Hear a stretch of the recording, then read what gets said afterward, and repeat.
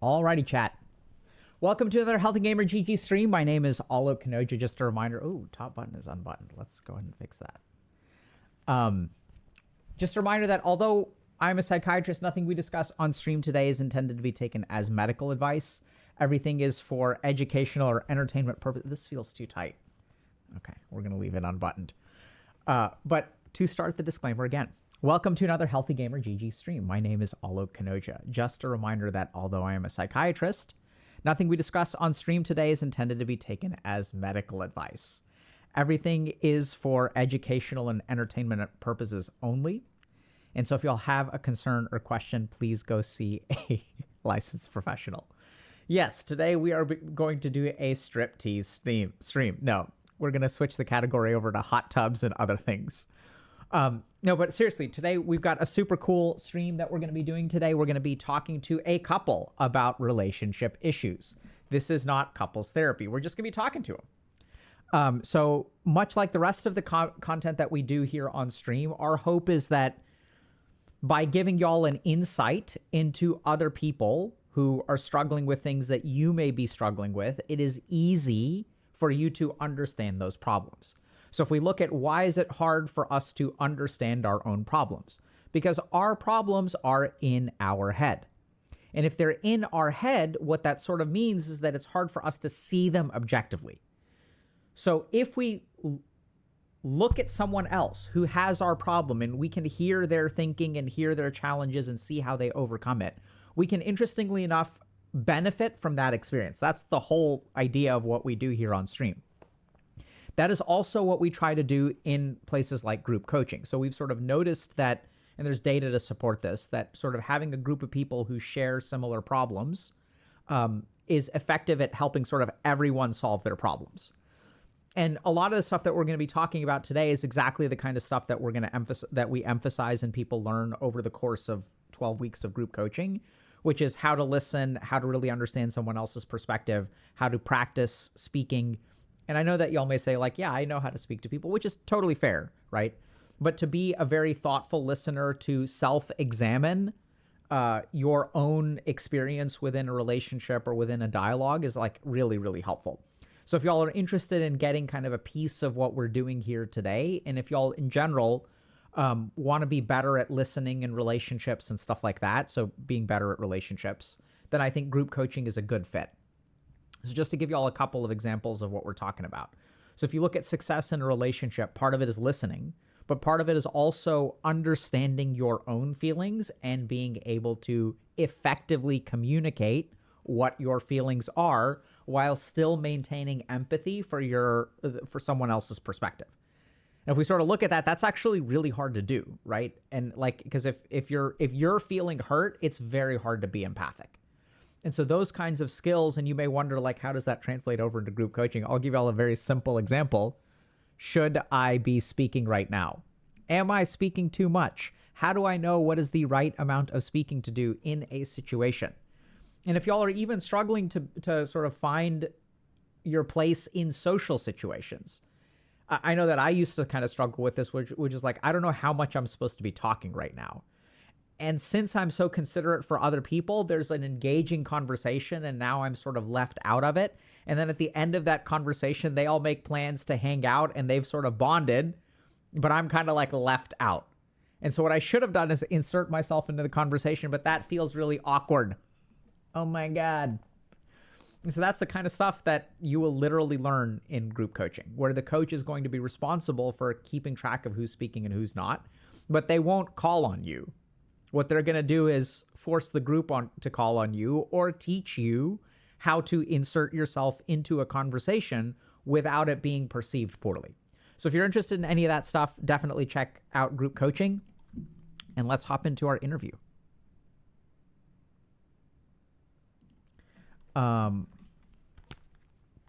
Are people's propensity for loneliness stemming from a lack of positive socialization at a young age? That is absolutely a piece of it. Hello, my friend. Okay, let me just fix this real quick. And thank you very much for coming today. Thank you for having me. Thank you for having us. Okay. Welcome, y'all. So let's start with, what do y'all go by? So my name is Leo. Okay. I'm comfortable going by Leo. I'm Alex. Okay. Nice to meet you both, Leo and Alex. And what are we going to be... Thank you so much for coming. I don't know if you guys... Did y'all catch the last time we did this? It was like well over a year ago. Yeah, well, so I'm pretty familiar with your Okay. videos and your content and stuff. I don't think Alex has seen any. Oh my God, I've Alex. kind I've kind of described, yeah, they're being very brave right now. Um, I've described like whenever I would watch certain videos, especially about like um, relationships and like BPD and things like that, Uh-huh. I would kind of like explain the things that I learned, um, and we would talk about it and like if something would be helpful or not, and then we had some conversations about it, but that's about all the exposure that Alex has gotten. Oh I've my God, watched Alex. Thank you so videos. much for coming here. And thank you so much for putting yourself in a confusing and uncomfortable situation for everybody else's benefit. Um, Yeah. yeah, so just to give you all, and so what's your understanding of what we're going to be doing today?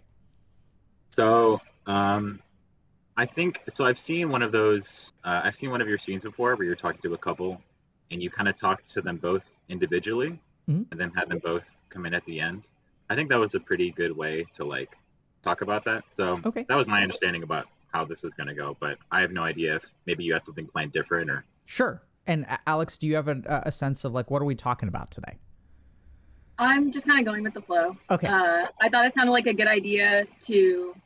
Leo mentioned that it might help people to kind of talk about our experiences, and I thought that was a great idea. So Awesome. Perfect. So yeah, so I think y'all are spot on, and it sounds like we're all on the same page. So I'll just kind of clarify a little bit about what I'm sort of envisioning. So we're here to understand a little bit about relationship dynamics. So if there is something in particular that y'all want to talk about, or there's some sort of tension or challenge within your relationship, we can absolutely focus on that.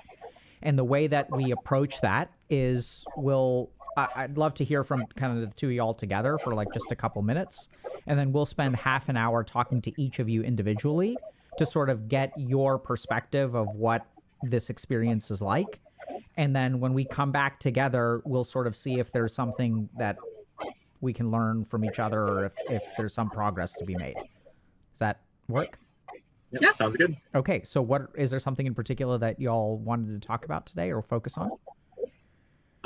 I think nothing in particular, but I think that we definitely have a unique, like I would say that our relationship is pretty unique. Okay. Um, in What that, sorry. what makes it unique? So about was it about a year ago now? about a year or 2 years ago. Yeah, about a year, 2 years ago, Alex was diagnosed with borderline personality disorder.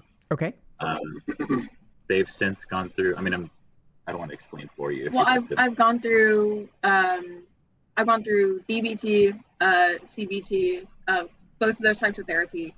Um, I've done a lot since I was diagnosed, and doing that has created a very like interesting dynamic of how we approach problems with each other, how we discuss certain things, um, because it's not that like my brain doesn't work. It's just that I see things completely different than Leo might.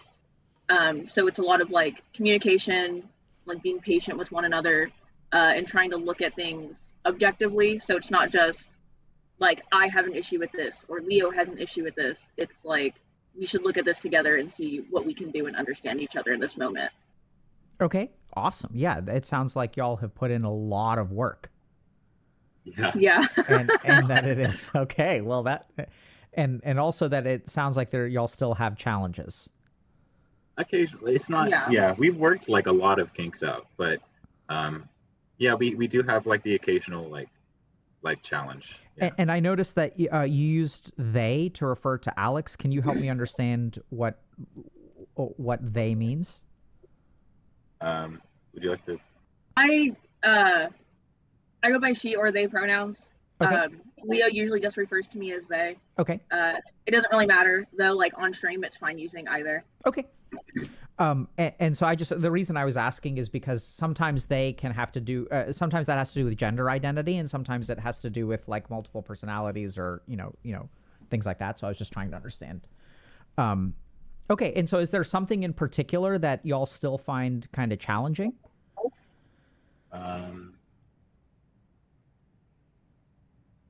That's a good question.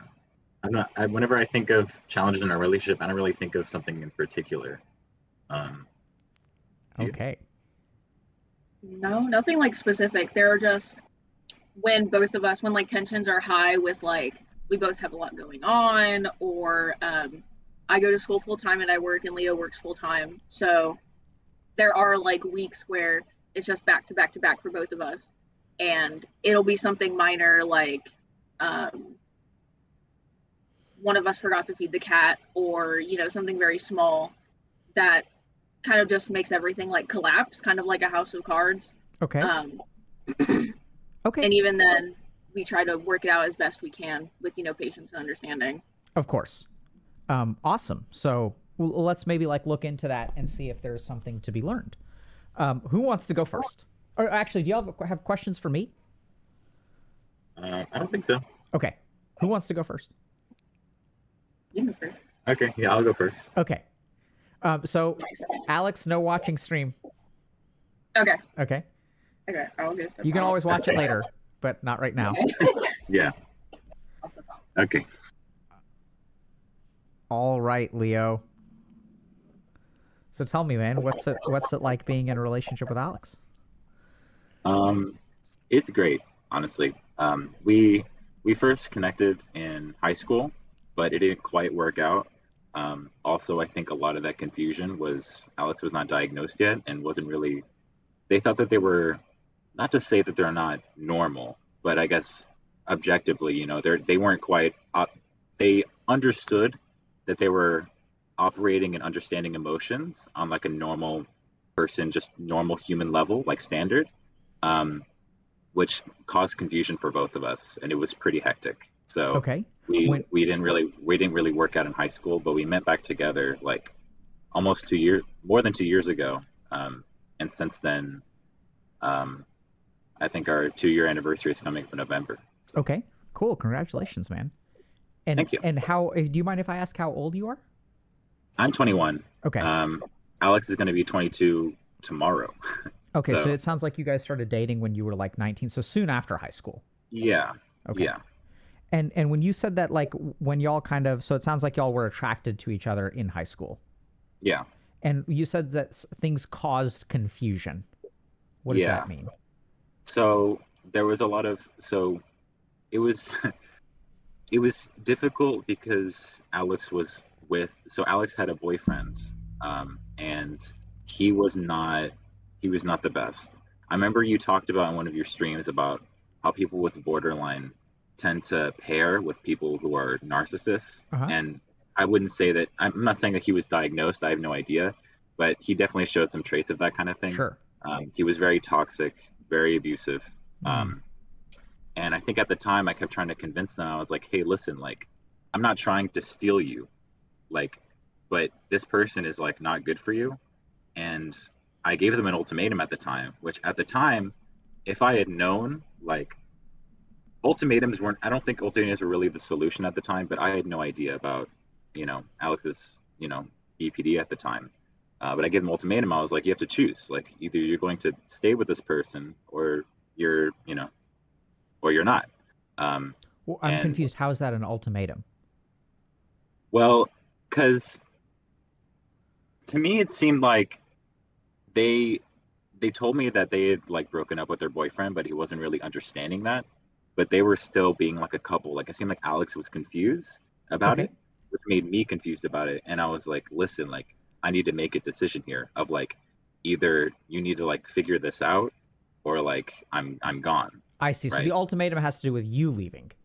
Yes. I see. Okay. And you said you weren't trying to steal them away?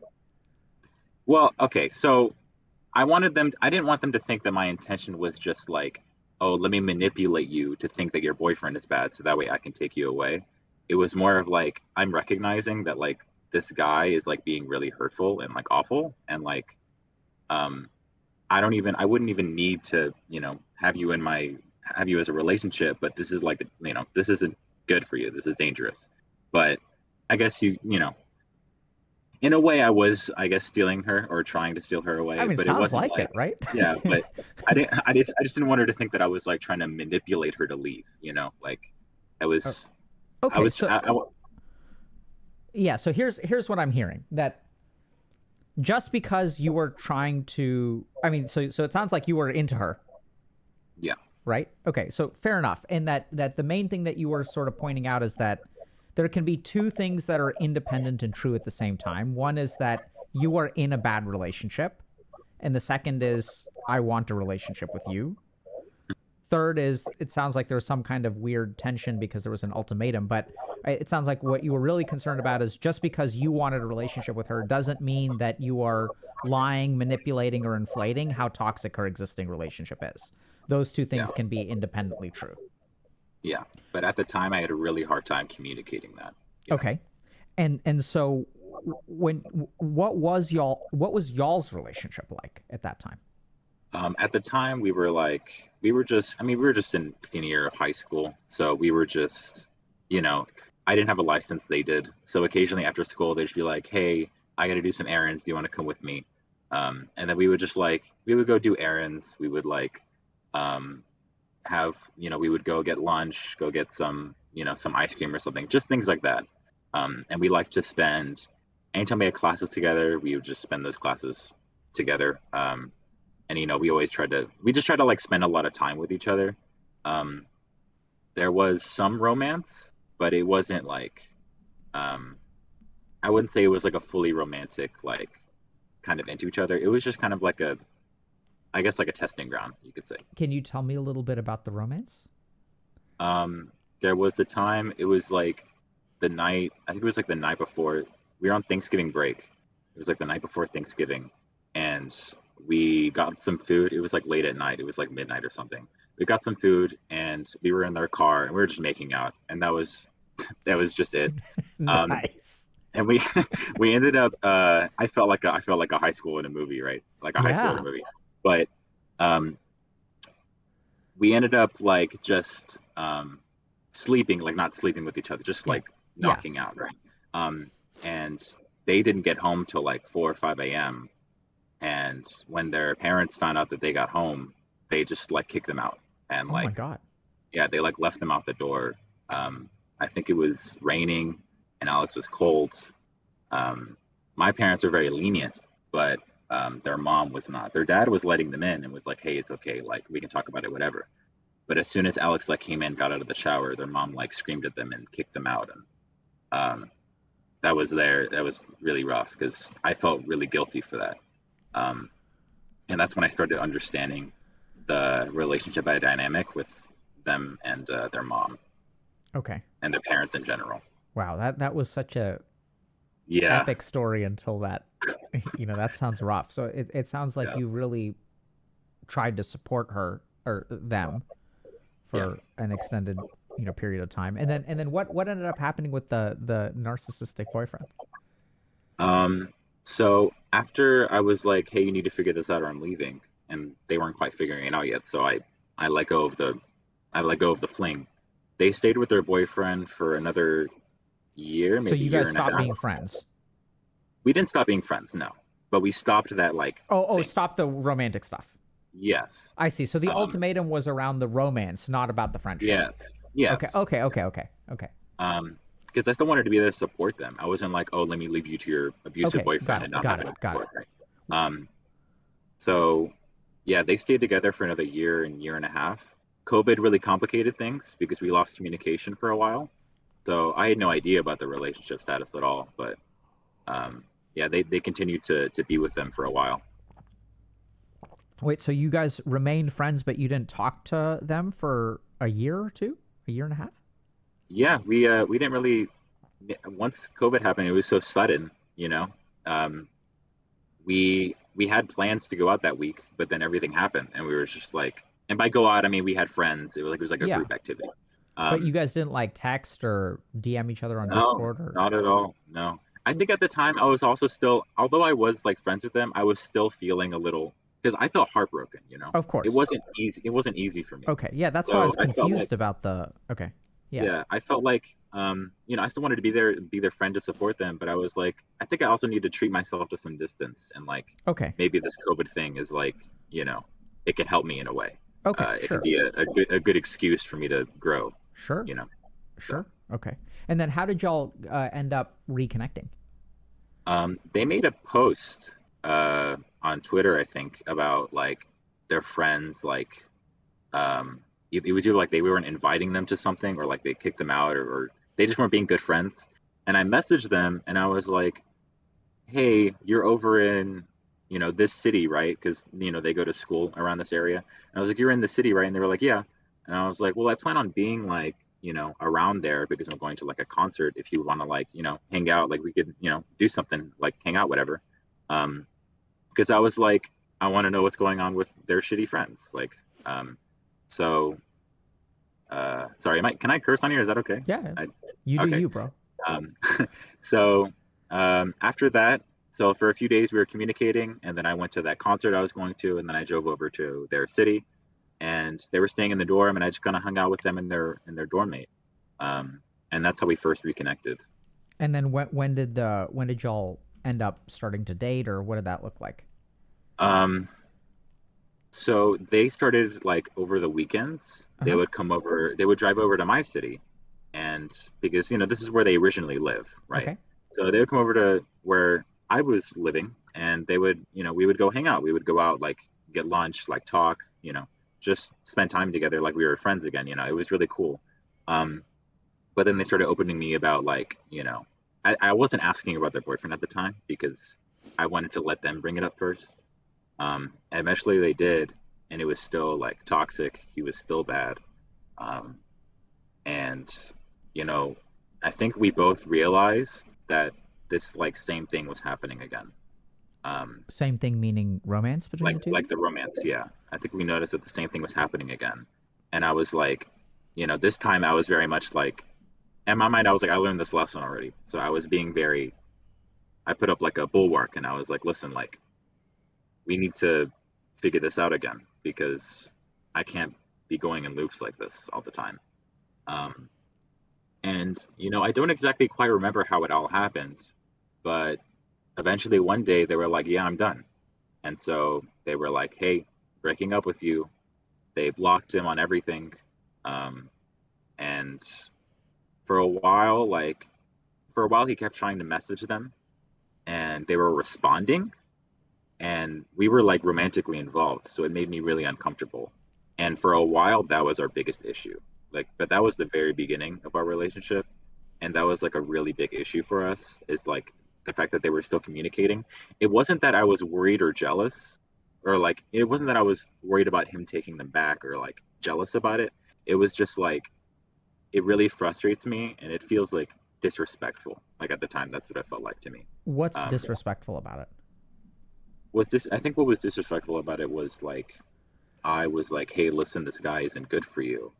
And they agreed with me. And I was like, you can't be talking to them, because I'm not trying to be controlling, but I feel like if you keep talking to this person, it's going to just get worse. Like, they're a manipulative person, and like, I'm worried about you, and like I feel like it would be better for our relationship if you guys just didn't talk. And they were like, you're right.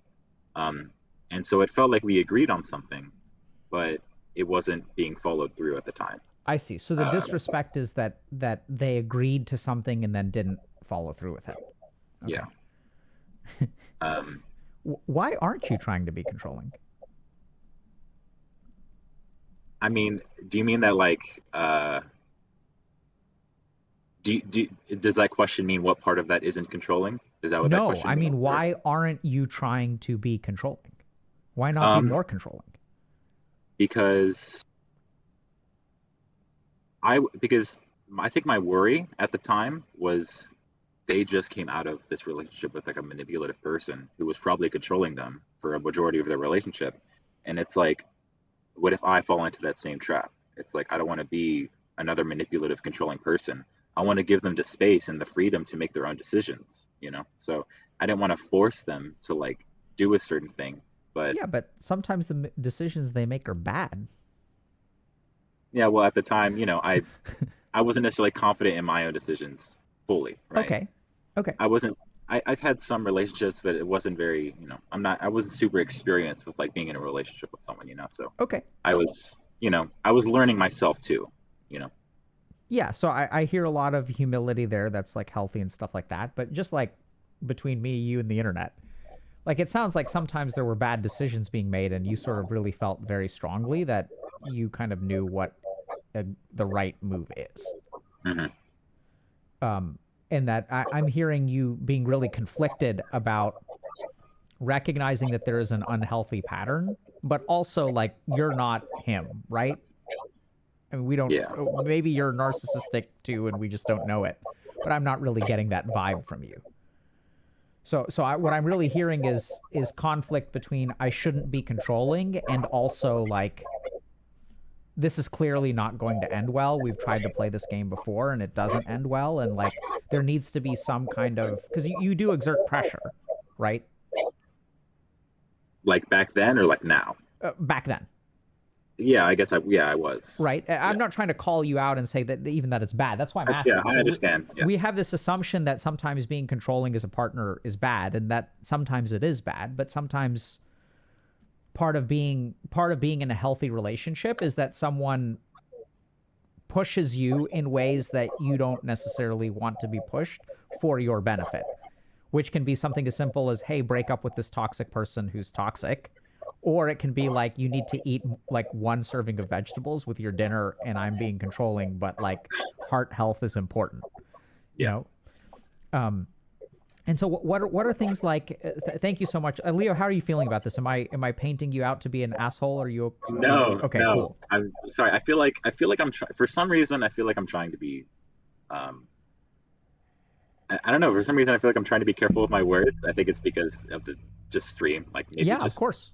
Yeah. people thinking me the wrong way. But I think I'm trying to just let go of trying to be careful with my words so much. That's okay. You can be careful. I'll poke them apart. Okay.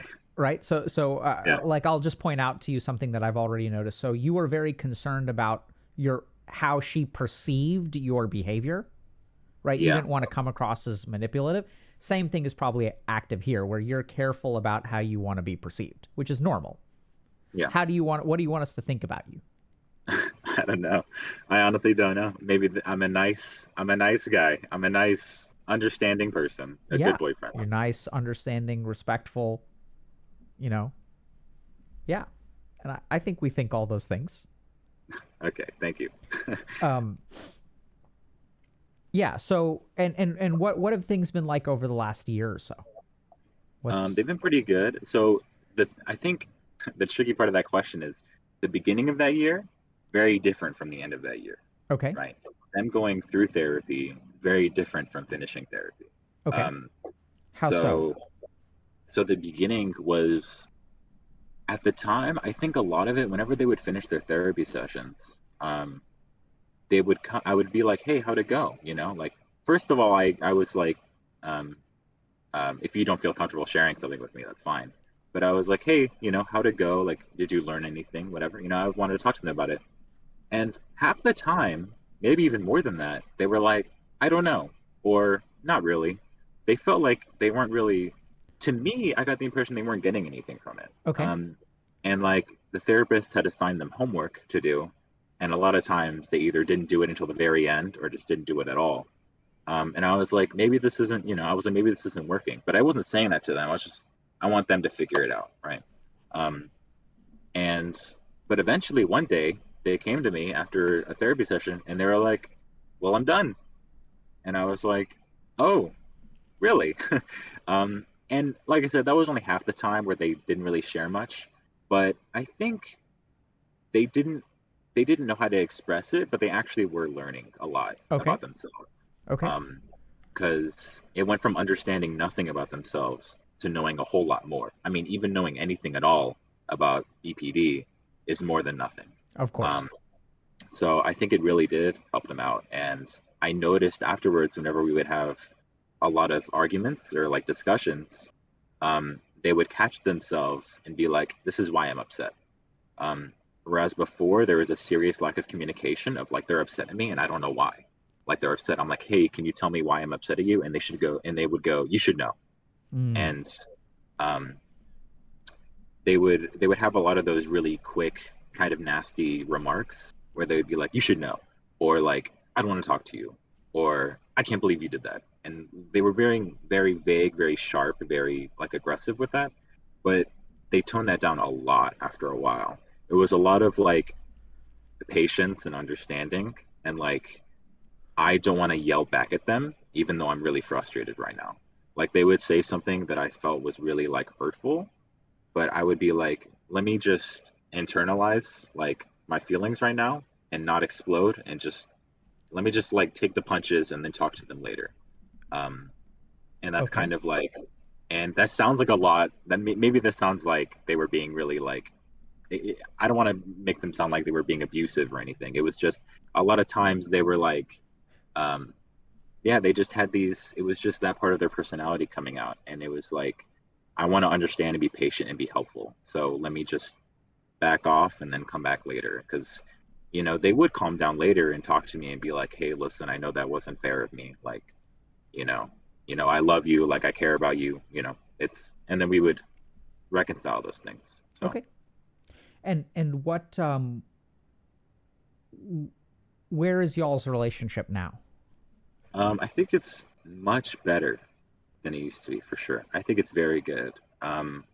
I think a lot of times what it what our disagreements come down to um, is either I think I think a lot of it is me being irresponsible in some ways, um, like they're like hmm,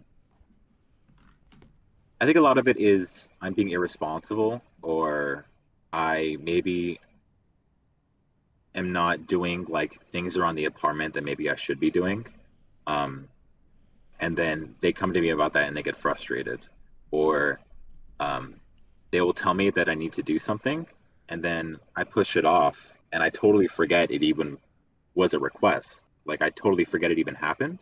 And they come back to me like it just happened. Like apparently like months ago they told me they were like, "Hey, I think there are some wasps like in our like balcony, like in the closet balcony." And I was like, "Oh, okay, we should try and figure that out." And then just a couple days ago, they were like, "Hey, the wasps are like really bad. Like, I remember I asked you to like figure something out about it, and you never did." And then it came to me, and I was like, "Oh my gosh, that totally blanked from my memory. Like, I totally forgot that was even a thing. You're right. Like, I messed up." Um, and um, I've been having issues with like, I feel like I've been having issues with attention. Like, sometimes I feel like we're having discussions and we're talking, right? Just like a normal talk after work, especially after work when I'm like tired. We'll be talking after work and we're having a whole conversation. I'm like responding adequately. I'm like, yeah. I'm like, oh, that sucks, or oh, that's good. And then afterwards, they're like, what did I just talk about? And I'm like, I have no idea. Um, and I've been catching that a lot, and that causes a lot of frustration to them, and it makes them feel like I'm not listening to them. And maybe I'm not listening to them, but honestly, that kind of thing's been happening a lot, and I don't really know why. Like, I don't know what's wrong. At the time, I was just contributing into, oh, I'm tired after work. Maybe my mind just isn't processing things. But it was never like that before. So now it feels like they're talking to me or they'll tell me things and they'll talk to me about it later, and I have no idea what they're talking about. They'll be like, hey, do you remember when I talked about this the other day? And I'm like, no. And then they get mad and they don't want to talk to me anymore. They shut down because it feels like I'm not listening to them. And maybe I'm not. I have no idea what's really going on there, but I feel like I have a really bad issue with memory and attention lately, and I think that's been causing a lot of issues. Do you have problems with attention or memory in other situations? Um, I have a hard time reading. Uh, like if I'm reading a book, um, before I get to the end of the page, my eyes have watered like 3 times. I don't know if that's like a normal thing. I always have to reread lines all the time because like it feels like my vision gets blurry. I zone out, and I even start sleeping, and then I'm like, oh, I'm reading a book, and I go back to it. Um, I feel like the only time like, and I think even at work too. Like if at work, if I'm doing a certain task, but one of them is out of order, like I'll do things in a certain way every time. But if something is out of order, I like completely fall apart. I don't know what to do anymore. Like I slow down. And the Um, and the not paying attention and losing track of what they say, is that something that's been relatively recent? yeah, I would say that's been happening only in the past couple months or so. That was never a thing before. Okay, I'm going to ask you a hard question. You ready for it, Leo? Okay. Is what they say boring? Um, it might be. I don't know. Is Like it I don't want to say fatiguing to listen to? No, I wouldn't say that. I think maybe there are times where either my what I'm thinking is either there are some times where I need more stimulation in a conversation or less. And those are the times where I don't pay attention. Um, but I'm not really sure. I think uh, maybe it is boring to my brain because, like I said, I'm coming up with these automatic responses. Like I'm like, mm-hmm, yeah, right, and I'm saying these things without really listening or understanding, but I'm also not in the moment cognizant that I'm not listening and understanding. Does that make sense? Yeah. So, and is there something in the relationship that you wish she would do differently or they would do differently? Um, I don't know. It's hard to say because to me this feels like a 100% me thing. So I have no idea. Uh, yeah. Why do you think it feels like it's 100% you think? Because there's a chance that maybe they're right, that maybe I'm just like not listening. But I feel like I really do try, and there are some things that I do remember. Like I'll remember like their friends' names, what they have done with those friends.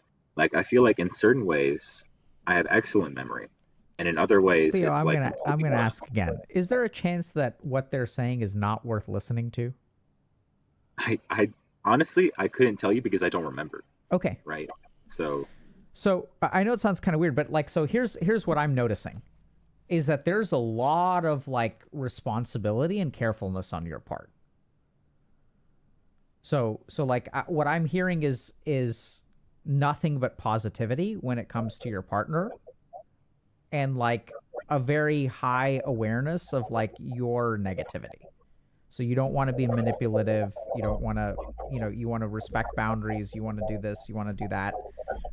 You have a lot of compassion for your partner. Of course, they've gone through a lot of stuff. They had a rough upbringing. All that kind of stuff is true. And I'm also getting kind of a vibe of, they did the work. I'm getting it like, so who do you think has worked harder to make this relationship work? um, if I'm speaking honestly, I think me. I think a lot of it was on me. Yeah.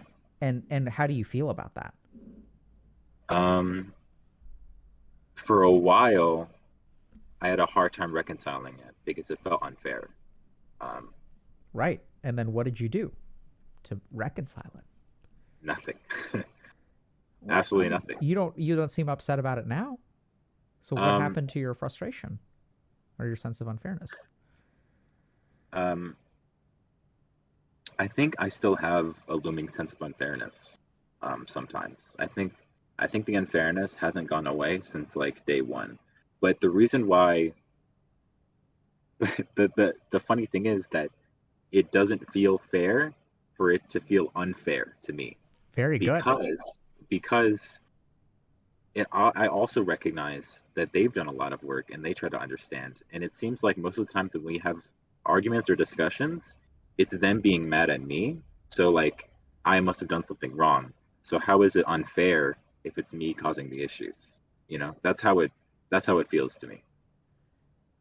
Yeah, so I'm hearing a lot of internal conflict. So on the one hand, you used to feel like things were unfair. Where did those feelings go?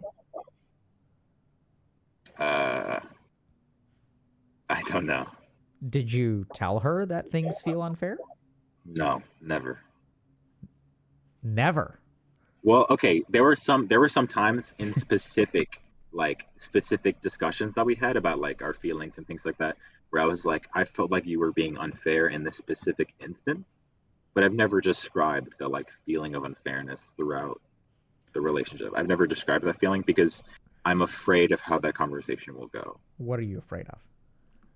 I'm afraid that I'm afraid that they'll start thinking that they're a bad partner, um, and that they're going to think things like, it's going to be that like, um, what's the phrase? I don't need to be so scientific with it, but the not the sense of loss. The what is it that's really particular to borderline? It's like Abandonment? uh, abandonment. Yeah, the fear of abandonment. I feel like that will kick in and be like, oh, you deserve better.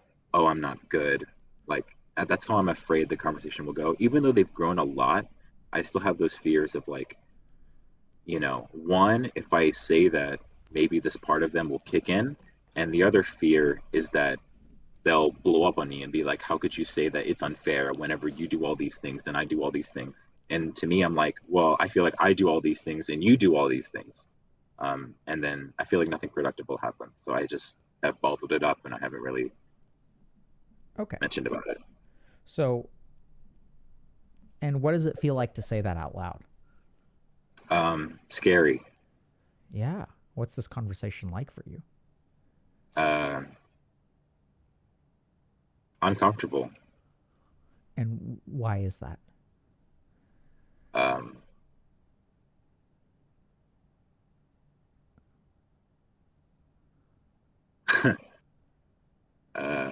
What's uncomfortable about it? I think what's uncomfortable about it is that I'm able to freely admit it, or not, maybe not freely, but I'm able to admit it to you and whoever else is watching, but I can't talk about it to one person that Yeah. that I really care about. Yeah, right. It sounds so. So I'm gonna share a couple of just observations. The first is, Leo, you take a lot of responsibility for protecting what is in Alex's head. I don't know if this kind of makes sense, but like, No, I think that strikes true to me. Yeah. how so? Um, I feel like a lot of to me, it does feel like a lot of the responsibility has been on me because whenever parts of their, the negative parts of their borderline have come up, um, I've always been like, I need to fix this. Like, this is my problem and I can fix it because right now they're not in a state to fix it. So I need to be the one. And And what happens when the state goes away? when the state goes away, we talk about it for a little bit, but it always feels slightly unresolved. I think it's very unresolved. So let me just toss this back at you, okay? Okay. So like, because like, here's what I'm saying. What I'm hearing is that y'all will talk about like your frustrations if it is part of the communication of problem solving around a particular challenge. Right? So if you guys are in the middle of a conflict, you can articulate that, hey, this feels unfair to me. And then it's totally fine. Right? Like y'all have you're developing a healthy conflict resolution communication. She comes to you and she says, this is what I'm feeling. This is what I'm frustrated with. You respond with, this is my perspective. This is what I'm frustrated with. You guys kind of solve the conflict. And then you kind of move on. Fair? Yeah.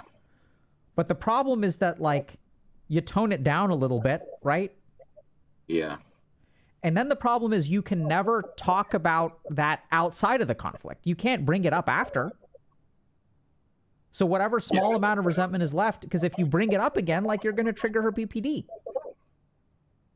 She's going to feel attacked. She's going to get pissed at you. She's going to feel like it's unfair. And then she's going to make you feel like it's your fault.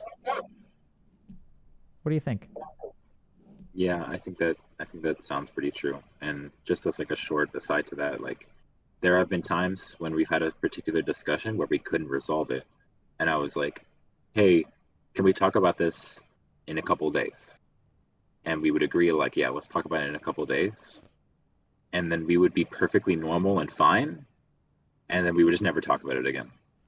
It was like it resolved on its own, but did it really? Like that's kind of how it felt sometimes. Yeah, so I think Leo, you're in kind of a tricky situation because I don't hear you assigning any blame to your partner. What do you think about that? Yeah, I think you're right. Right, so I see a strong emotional reaction in you. Like, what are you feeling right now when I say that? I don't know.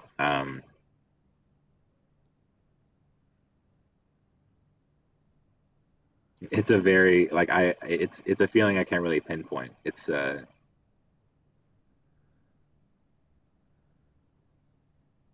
Is it a good feeling or a bad feeling? No, it's a bad feeling. Maybe slightly cathartic, but Yep. Right. So what's it like to be in a relationship where you can't assign any blame to your partner? uh, it's difficult. It feels like there's a lot of weight. Um, but it feels like I've assigned that weight to myself, so I need to figure it out. Right. Exactly. Right. See, you assigned you picked up the weight, therefore you have the responsibility of carrying the weight. Right. You see, even there, you're taking the responsibility 100%. You see it? Yeah. Yeah. So here's the next thing. So here's how it feels. Let me ask you, why don't you assign blame to your partner? Um, I think it's because so I have a hard time. Maybe this is normal with people in relationships like mine. I have a hard time if even if there is, I don't even know if there is something to separate. I have a really hard time separating their borderline personality disorder and their personality. Um, I'm not sure if it's one and the same or if they are two different things. Because I mean, it's two different states of mind, certainly. But um, the reason why it's hard for me to maybe assign blame is because they've had an extremely unfair life, um, and they've had to take so much responsibility and blame from so many other people in their life. And it's like maybe I need to be the one in their life that takes everything for them, like takes everything on my own, because maybe that's what they need in a partner. Maybe they need someone who can, mess up, or feel like they messed up, and then take that responsibility on their own and fix it. Maybe that's what they need, but I don't know. Yeah. So let me ask you, if you carry all the responsibility and you protect this person from blame and you help them out and you're supportive, you will be a good boyfriend. Yeah, Do you want to be a good boyfriend? yeah. Do good boyfriends blame their partner for shit when their partner has a history of abuse, toxicity, and BPD? No. No, of course not.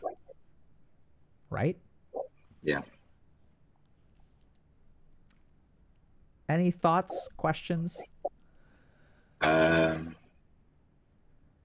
no, I don't think so. Okay, It's how like are I'm we just doing? kind of, I'm good. I think it's just, I'm just feeling like a big like bundle in my chest that I feel like is about to like come out. So maybe I need to sit with it for a bit while you do your talk with Alex. Yeah, let's swap. So, Yeah. apologies to kind of leave you hanging there, but let's kind of get her perspective. Okay. Yeah. No And problem. I think you did fantastic, Leo. I really enjoyed talking to you, and I think you really capture a lot of what we see is, the desire to be good and nice and perfect and be what your partner needs can sometimes cause you a lot of hurt and frustration, which you're not allowed to feel because that would make you a bad boyfriend. Right? Yeah. Because they've got like the reason that they're behaving in ways that hurt you and are unfair is because of the BPD, and you can't blame them for having BPD. It's not their fault. They didn't ask for it. So it can feel really hard to blame someone because they didn't, it's not fair. Yeah. So now you're kind of stuck in the situation where if you try to be fair, it's unfair. Yeah. So let's talk to Alex if you're okay with it. If you've got questions or whatever, we can answer those. But otherwise, I'd love to speak to her. Yeah. No, that's fine. Let me go get them.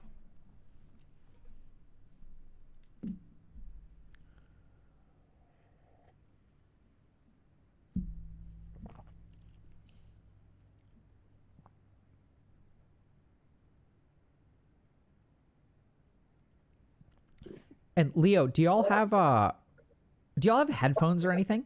I think when both y'all are together, it's fine. But we're getting my voice through your mic. Oh, okay. Sorry. Yeah. Hold on. 1 second. I need to troubleshoot this. So the headphone jack on my laptop is like screwed up, so I have to kind of mess with it a little. Thank you.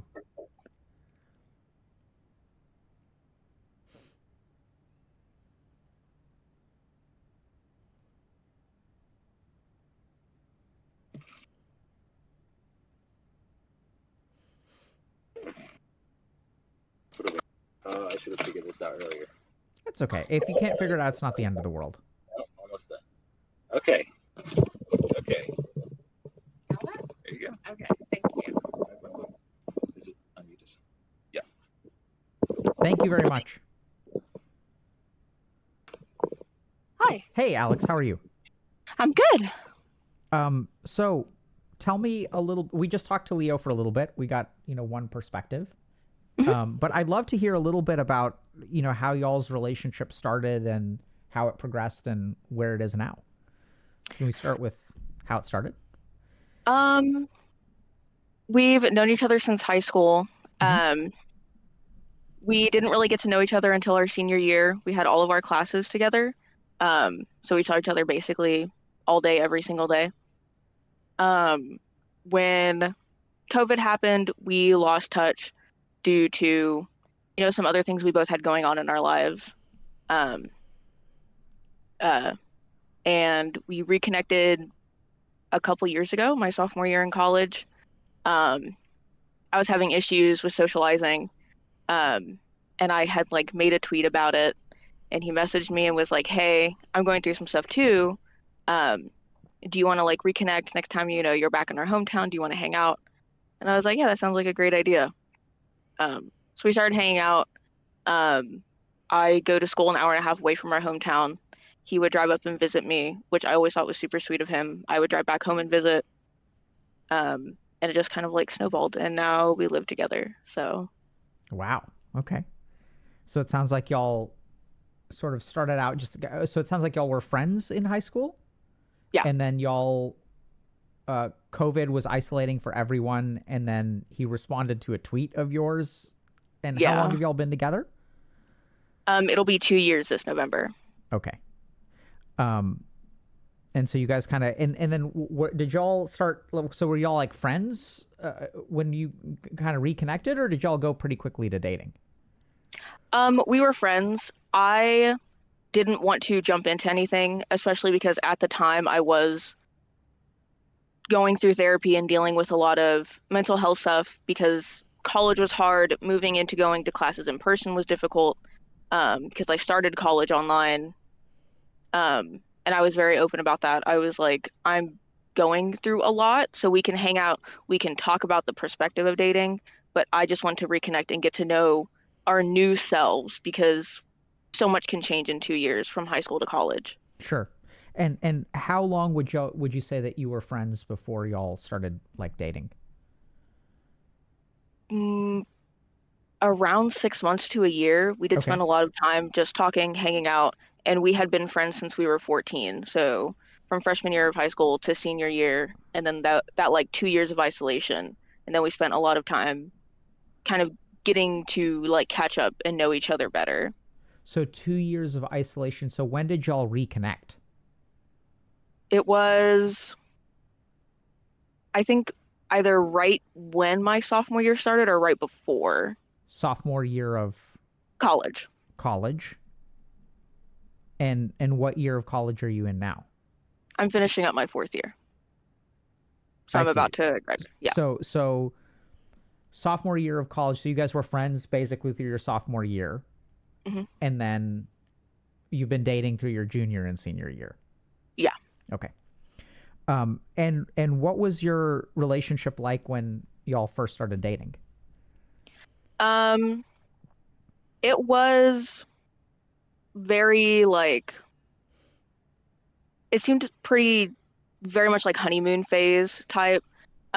Because we were so far apart, it was well, not too far, it was only an hour and a half, but um he would visit like once a week, but we did spend a lot of time playing video games together, talking to each other.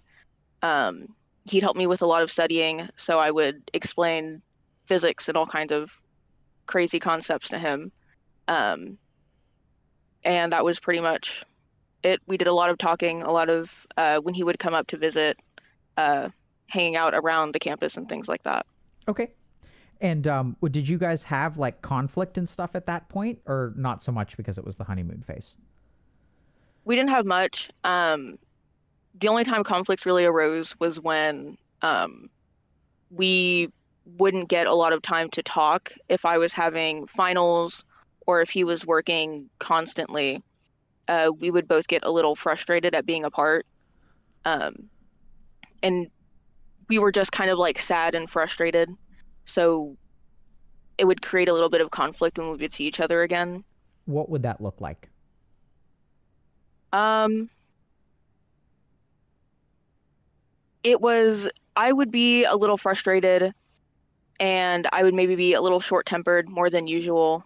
Not that I'm naturally very short-tempered. Sure. Um, and he would kind of like cling and he didn't really want to talk. He just wanted to like lay in bed and he just didn't want to do much of anything besides just be like attached to me, if that makes sense. Hmm. Which would be a little frustrating for me because I was completely independent.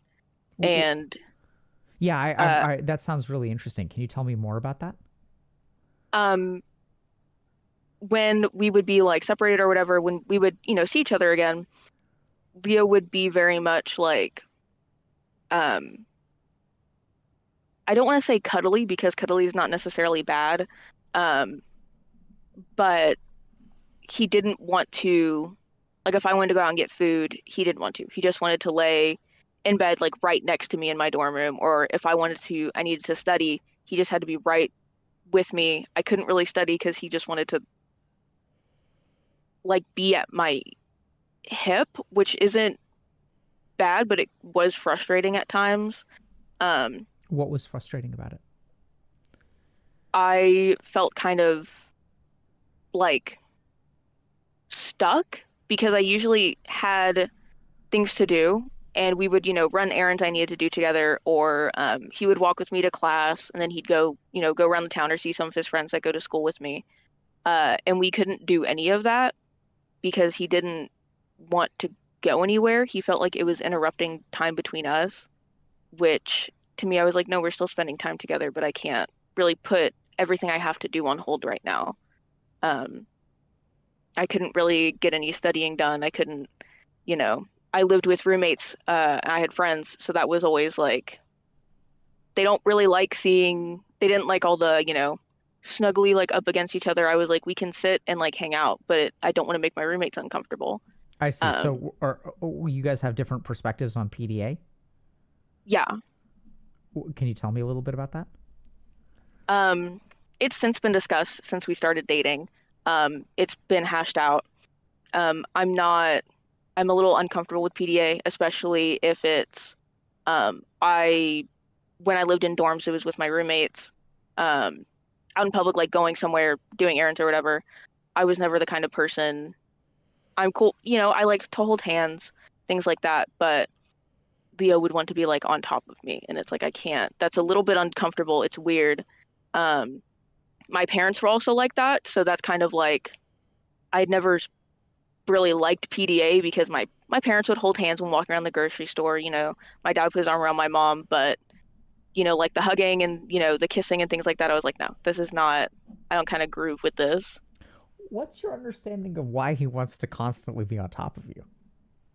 Um, I never really put a lot of thought into it.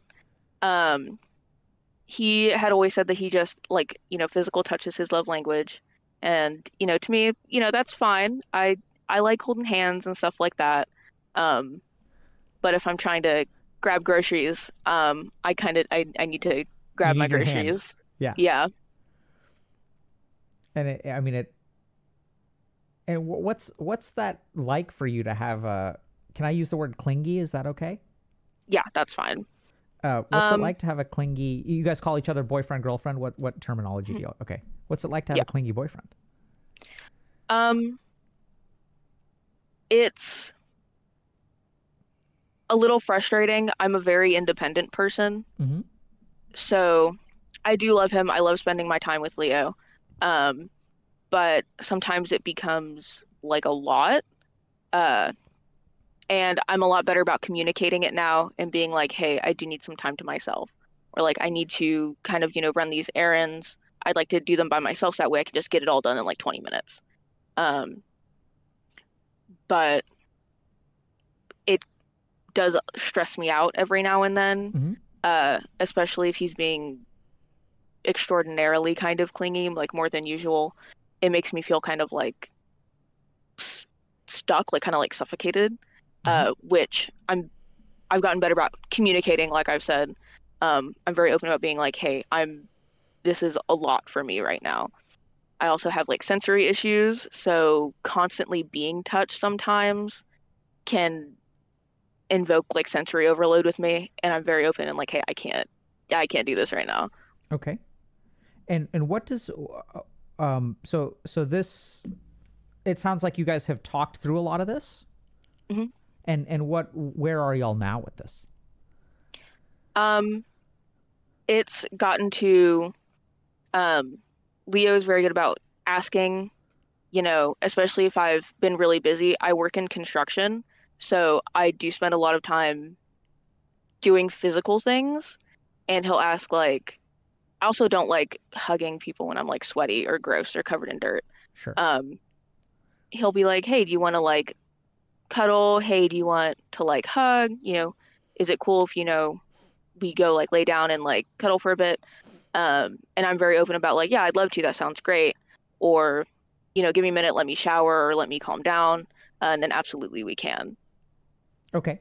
So it sounds like y'all have sort of communicated a little bit around, okay, he kind of lets you know, hey, do you want to cuddle? And then you sort of let him know, like, this is what I need to do in order to feel comfortable doing what you want to do. Yeah. You guys have figured that out. What are there particular? Do you have a sense of what he finds frustrating, if at all, about y'all's relationship? Um, he is not, I don't want to feel like I'm like blaming him or like Sure. directing things at him. There are times when I feel that things are like not being communicated fully to me. Like what? Um, like when he is frustrated or when something has upset him.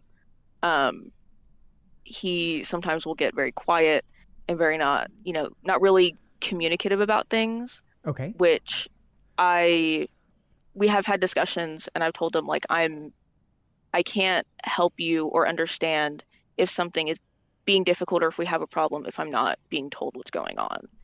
Absolutely. That sounds very frustrating for you. That when he's frustrated, he doesn't say anything about it. Yeah, I give him space. I try to give him space and understanding, but there are problems that, especially if I feel like it pertains to me or if it's something that I've done, I don't want to feel like I'm, it's being hidden from me. Um, I do my best to understand my borderline and behaviors, that there are times I can be inadvertently kind of mean and I don't intend to. Mm-hmm.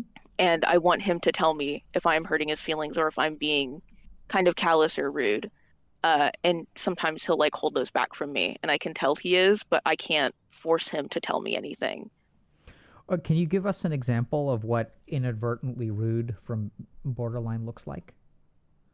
Um,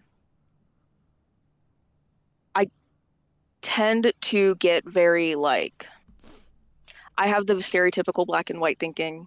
Um, and for us specifically, it looks like household chores and things like that.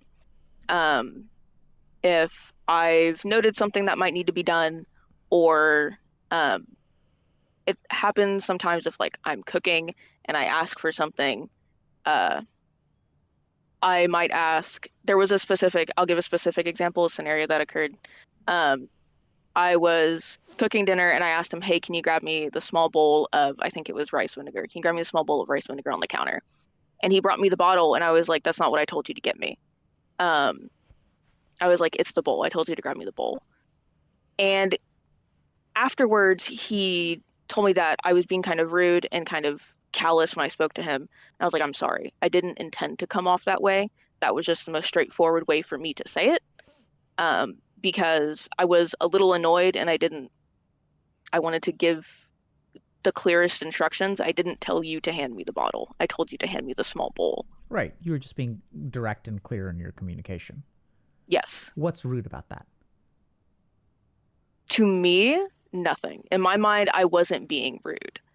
Um, that Yeah, was I mean, how I grew up communicating. Uh, so that to me, that's just like how I talk. and yeah, I mean, I don't know how to say this, but if I'm like, Alex, can you please pass me my glass of water? And you give me a bottle of water from the pantry. That's not what I asked. Like I don't see how that's rude. Does that make Yeah. sense? hmm Like it's just like, hey, can you get me the bowl of vinegar? What's your understanding of how he perceives that as rude? Um, I I'm not entirely sure. Um, I prefer to kind of I always let him know if, things like that arise that I'm not intending to be rude or callous to him. But I don't really try to dig deeper into it. Um, I usually just take it at like face value and keep a conscious note that, I should be a little bit gentler when I talk because How do I might come across rude. how do you respond when he brings you the bottle instead of the bowl? Um, I remember just kind of looking at him and I just kind of like made a face and I was like, that's not what I asked you to grab me. Um, Okay. So you'll say that? yeah. Okay. All right. And do y'all have like conflict now? Like what do you mean? Do y'all have conflict? Like things that are challenging in your relationship? Um, Sometimes I feel like I am not being listened to, Mm-hmm. um, which, can be pretty frustrating. Um, like if I ask him to maybe do things or if I'm talking about a class or a lab I went to, um, I feel like afterwards it's just like gone. Like I just kind of like spoke to myself the whole time. Yeah. Um, and it especially becomes relevant if it's, a week that I'm very busy with like work and school and I can't get things done around the apartment and things will pile up even though I've asked or like texted him like, hey, can you maybe like do the dishes or hey, could you clean out the cat's litter box?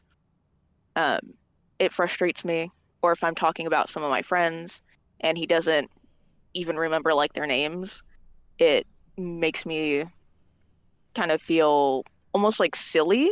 Like I feel like I was just talking to myself the whole time. Okay.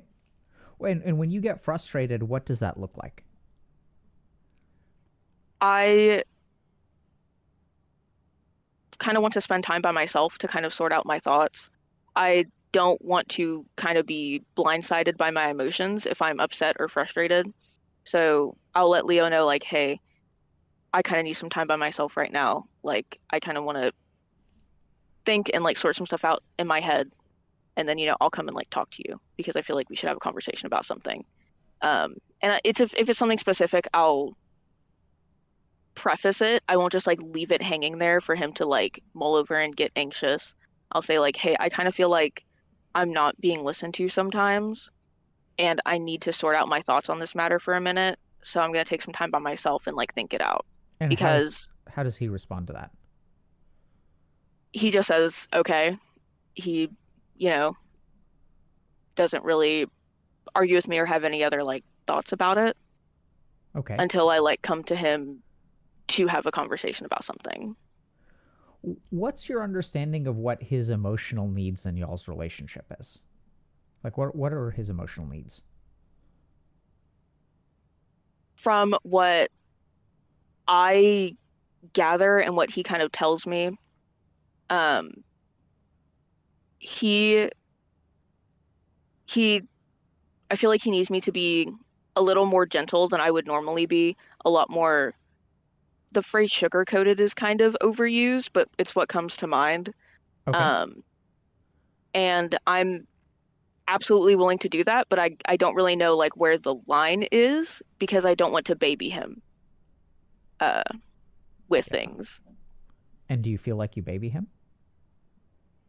Sometimes I do kind of feel like, hey, don't forget you need to pick up your clothes so they can get washed. Hey, don't forget to do this.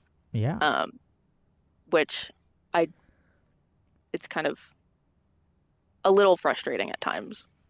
Just a little? Well, it is frustrating. Uh, Yeah, I mean, it sounds like you have a lot of mental responsibility. And where does that frustration go? um, I I've had conversations with him about it. Um, I have let it go for the most part, not necessarily let it go, um, because I don't want to have the same conversation a million and one times. Um, so I'll do other things. I'll like do puzzles or, until I can sort out my thoughts and like calm down. And then I'm like, okay, well, it's going to be okay. Like I don't need to work myself up, and, like raise my blood pressure over this. Okay. Um, and Alex, do y'all mostly talk about the conflict in your relationship during conflicts in your relationship? We try our best to. There are times when there are a lot of times when one of us will be overwhelmed by the situation or by our own emotions about things, and it needs to be like it can't happen at that exact moment. Sure. Okay. Uh, And what would you like him to be doing better or differently in the relationship? um, I would just like to know more of like what goes on in his mind, um, because I feel like there are issues that might stem from maybe the way I might do something or the way I might kind of not necessarily come across, but speak or something, and he doesn't come to me if it hurts his feelings or if he feels like it's unfair. And I can tell that he doesn't like it, but he won't tell me. Like I can tell that he's become upset, but he won't come to me and let me know. What's your understanding of why he doesn't tell you? So it sounds like your spidey sense is tingling, and you're like, okay, he's upset about something, but he won't say anything. Why not? Um, I think that I worry that he is afraid, not necessarily of me, but of my borderline, Okay. which was a conversation we had before we started dating. I was like, listen, I I do have like borderline. Like it's not me, but it's something that I do deal with. And it's something that we both need to have patience and understanding for because it does affect me. Um, and we do still have conversations periodically about it. Um, but I worry that sometimes he's scared of my borderline and scared of triggering something or triggering me, and him not letting me know something is equally as upsetting Just as because triggering, right?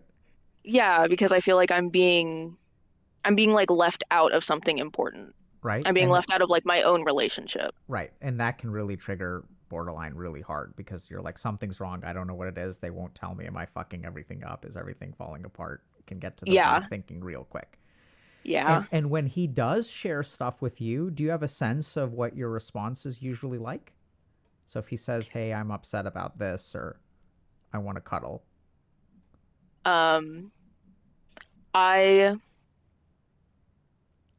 I always try to approach things that he comes to me with like kind of like looking at it objectively. I try to have as much understanding as possible because he's not me. So the way he feels about something, like I can't be like, okay, well that doesn't upset me, so you need to get over it because he isn't me. We're not the same person. mm-hmm.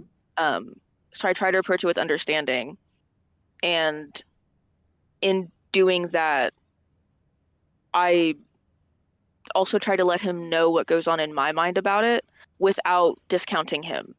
as much as I can. So you say you try to approach him that way. How does it end up looking? I'm not like 100% sure how it comes up looking. Um, and he's never really told me how I come across in moments like that.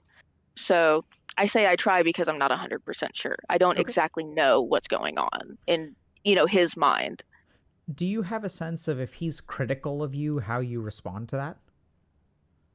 Um, I it's kind of like circumstantial, depending on, what exactly he may be critical or kind of feeling a certain way about. I either get kind of like defensive and maybe a little agitated, or I have gotten in my own head about things and gotten, sad and felt kind of like I'm failing at something, like I'm failing at some part of being a good girlfriend or a good partner. Okay. You ever go on offense? I I try not to, but I know that in becoming defensive, sometimes I will become offensive, Yeah, right. That's especially if I feel kind of like blindsided and I feel like I'm being like attacked or that like something's going very wrong. My brain just like switches and I get more aggressive than I ever normally would. okay. And so if you're getting blindsided and sometimes you kind of go and it sounds like you've by the way, Alex, it sounds like you've really internalized a lot of what DBT teaches. So huge props to you. Thank you. And it sounds like also you've been in a healthy relationship for 2 years for the most part, which is like not easy to do, whether you have borderline or not. Right? Like living in the world that we live in today and being in the circumstances that we're in. And it sounds like you work construction, you're in school, um, you live with someone who maybe works less than you. Is that fair to Uh, say? I mean, we each do our own things. I wouldn't say that he works less than me Okay. because he does work, but um, it really depends on exactly what part you look at. I Okay. would say that we work the same amount. Okay. And if you didn't work the same amount, would you be okay saying that? I mean, probably Okay. yeah. So kind of going back to sorry for the tangent. So going back to the when he does sort of mention something to you and it kind of sometimes it sounds like it can blindside you and sometimes you kind of go on the offensive, which makes perfect sense. That also has I mean it may have something to do with borderline in terms of the intensity of it and the rapidity of the switch, but like that's normal for relationships. Right? Is when someone criticizes you for you to criticize back. I do it in my own relationship. It's something that I struggle with.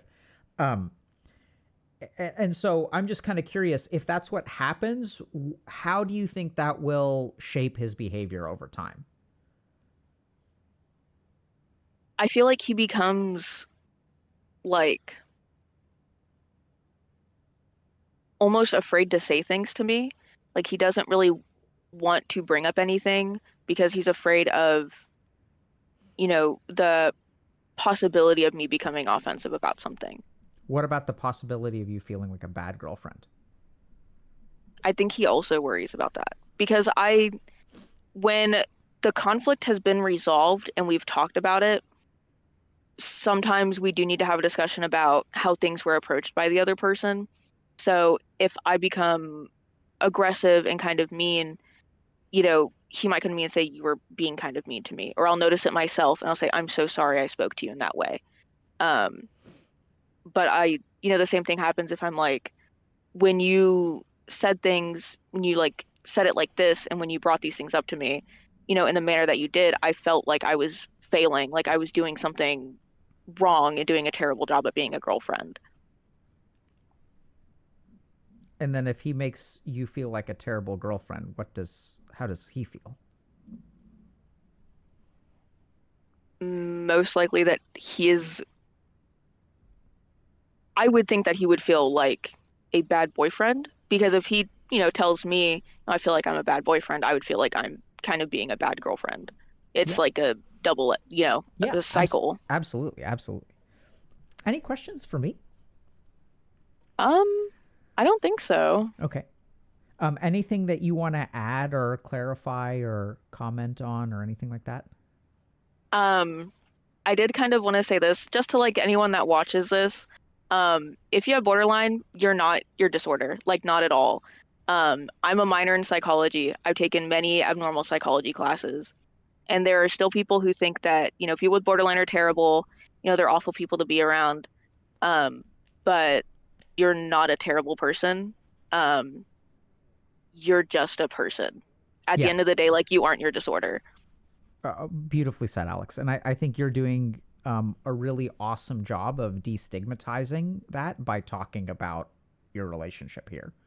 Because I certainly we're about to call Leo in and then we'll talk together. But I think that one of the I think one of the most common misconceptions is that all of the problems in borderline, oh wow, the sun came out, have to do with borderline, but they don't. I think a lot of these are just, this is just life. Like, you know, and the other thing that a lot of people don't realize, which I think you were a great advertisement for, is that people with borderline can get better.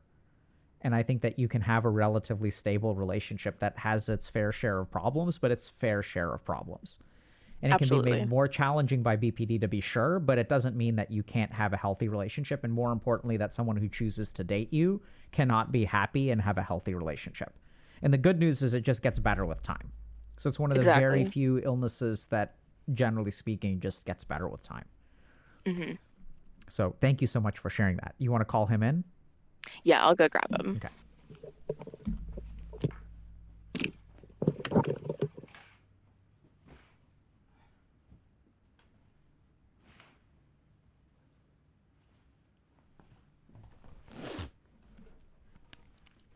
All righty. All right, so while we're waiting, chat, what do y'all think about the situation? Give me the TLDR. What do y'all think is going on here?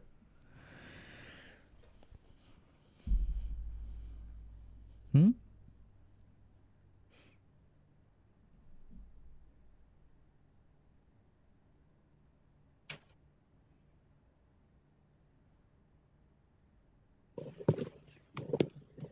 Okay, hello? Okay. Do you still want the... How should we do this? Do you still want the headset on, No, or... I think just take the headset off because there's no way that y'all can both listen if it's the headset, right? Okay, yeah, well, so I could keep the mic on, but take off the audio. So the audio would come through the laptop, but it might come through the mic too. I'm not sure. What? Never mind. We'll just forget. Don't worry. Okay. Ignore what I said. What I do is like either use push to talk or increase your We can do push to talk. Let me do that. Hold on. it's maybe a little bit annoying, but that'll fix it. Okay. So, let me know when you're ready. We're ready. Okay.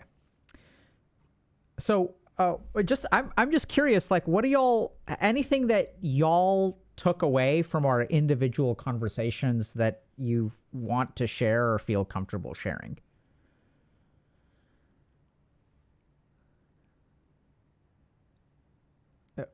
Maybe take off push to talk. That's sorry. No, not. We just didn't realize.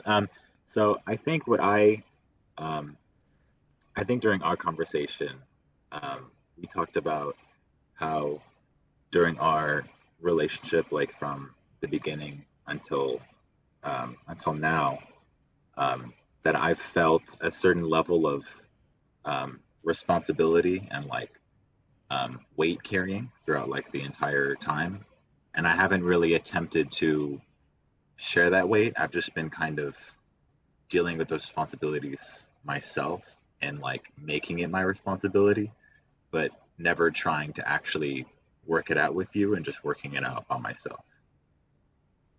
what did you hear, Alex? I heard that, you know, Leo feels like there's kind of like not necessarily uneven sharing of weight, but that, you know, he does you know, I'm trying to find the right way to word it. Like I was listening, but I'm trying to find the correct way to word it. Yeah. That you feel as if the weight has been shared like unevenly between us, and that instead of kind of handing some of it over to me, like I'm visualizing it as kind of like blocks or something. Instead of handing some of it to me, you've just carried it by yourself and kind of just like dealt with it on your own. So Alex, is that consistent with some of the behavioral stuff that we talked about in terms of the way that Leo acts? Does that kind of make sense? Yeah, I feel like it makes sense when I think about it. You know, when I mentioned that sometimes, you know, we struggle with like the thoughts and feelings being shared. Mm-hmm. It makes sense that, you know, you would feel that you are carrying this weight and that you don't. And that's when I see you not necessarily sharing things with me, is because you feel like you have to carry this weight by yourself and kind of just keep it all in and like internalize it. Is what she said consistent with your experience, Leo? Yeah. Okay. So now let's... Can I think for a second? How are y'all feeling so far? I'm good. I think I'm feeling pretty good. I let it, Okay. you know, go through. So I think I'm Okay. good now. So now I'll ask y'all, what do y'all think? So first of all, it sounds like y'all have been in a relatively healthy relationship that's moving in the right direction for the better part of 2 years, which is like pretty awesome. I see that y'all keep plants. I see that y'all have a cat. That y'all are kind of like living life kind of together and you're supporting each other and each of you seems to be like growing. And so that's great. What do y'all think needs to improve in your relationship, if anything? Just any thoughts about that? I think that we have good communication, but I feel like we can work on it. I feel like it can be opened more. It's kind of like a door that's half open or like 3/4 open. It has the room to be opened all the way. And for us to kind of unlock like a final part of understanding between each other, I feel like there's just like a tiny bit that's still just like hidden from one another, if that makes sense. Yeah. Or what do you think, Leo? I think that what I've been doing about like holding the responsibilities and like holding that weight, I think it's been in the technical sense like working for our relationship and it's been healthy. But I think that just because it's working doesn't mean that it can't be better, that it can't be improved. Um, so that maybe instead of those times where I feel like I can't or I shouldn't share, um, because I'm afraid that something negative will happen, that instead I should just commit and like, share exactly like what I'm thinking or feeling instead of like holding it all to myself. Okay. Alex, I'm going to ask you a couple questions. First of all, are you surprised to hear Leo say that?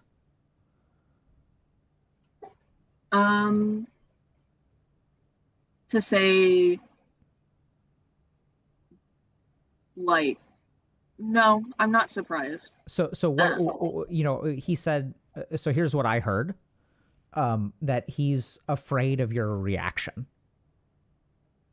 And are you surprised to hear that? No, because I kind of suspected that's what did. was going on. Yeah. Because it's not just something that's happened, you know, between Leo and I. You know, you know, I have had friends who we did not have a very healthy friendship, and that was, you know, something that kind of played a part in the downfall, was that, you know, they would not like the way I did something, but they'd be like, well, no, you'll be mad. And so then nothing ever got fixed because we never had conversations about how we could be better friends to one another. So Yeah. it's not something that is like new or surprising to me.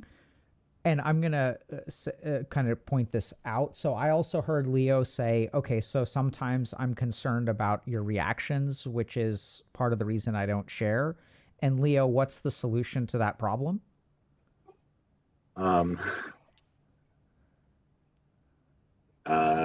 Sharing anyway. Yep. And who's responsible for that, Alex? Who is Leo saying needs to fix this problem?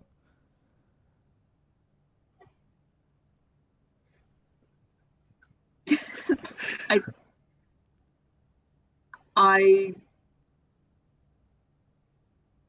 don't want to say him because it feels like rude of me, but I mean, whoever is, feeling, these strong emotions and has these thoughts should share it. I guess That's what he's saying, right? Yeah. Yeah. Okay. So, Leo, what are you doing there? Oh, I didn't know the answer to that question either, but I was like, oh, but the question wasn't asked to me. So I also wouldn't know the answer to that. I wouldn't know whether to say me or Alex, or maybe Well, both. so I'm hearing pretty clearly that you're saying, okay, I need to share anyway. Right? So I'm hearing you take responsibility. You're taking 100% responsibility. Because you're not saying that she needs to do anything different. Right? That's the problem. So here's what I would, so just to share, and any thoughts about this so far? Are y'all okay with this? Is this, we making you feel weird, bad? No, I think it's just I think you've been making me realize that I say certain things that imply something within myself, and I don't realize that I'm making those like I don't know the word for it, but I don't realize what I'm saying until you explain what I'm saying. Right. So that's normal, by the way. Okay.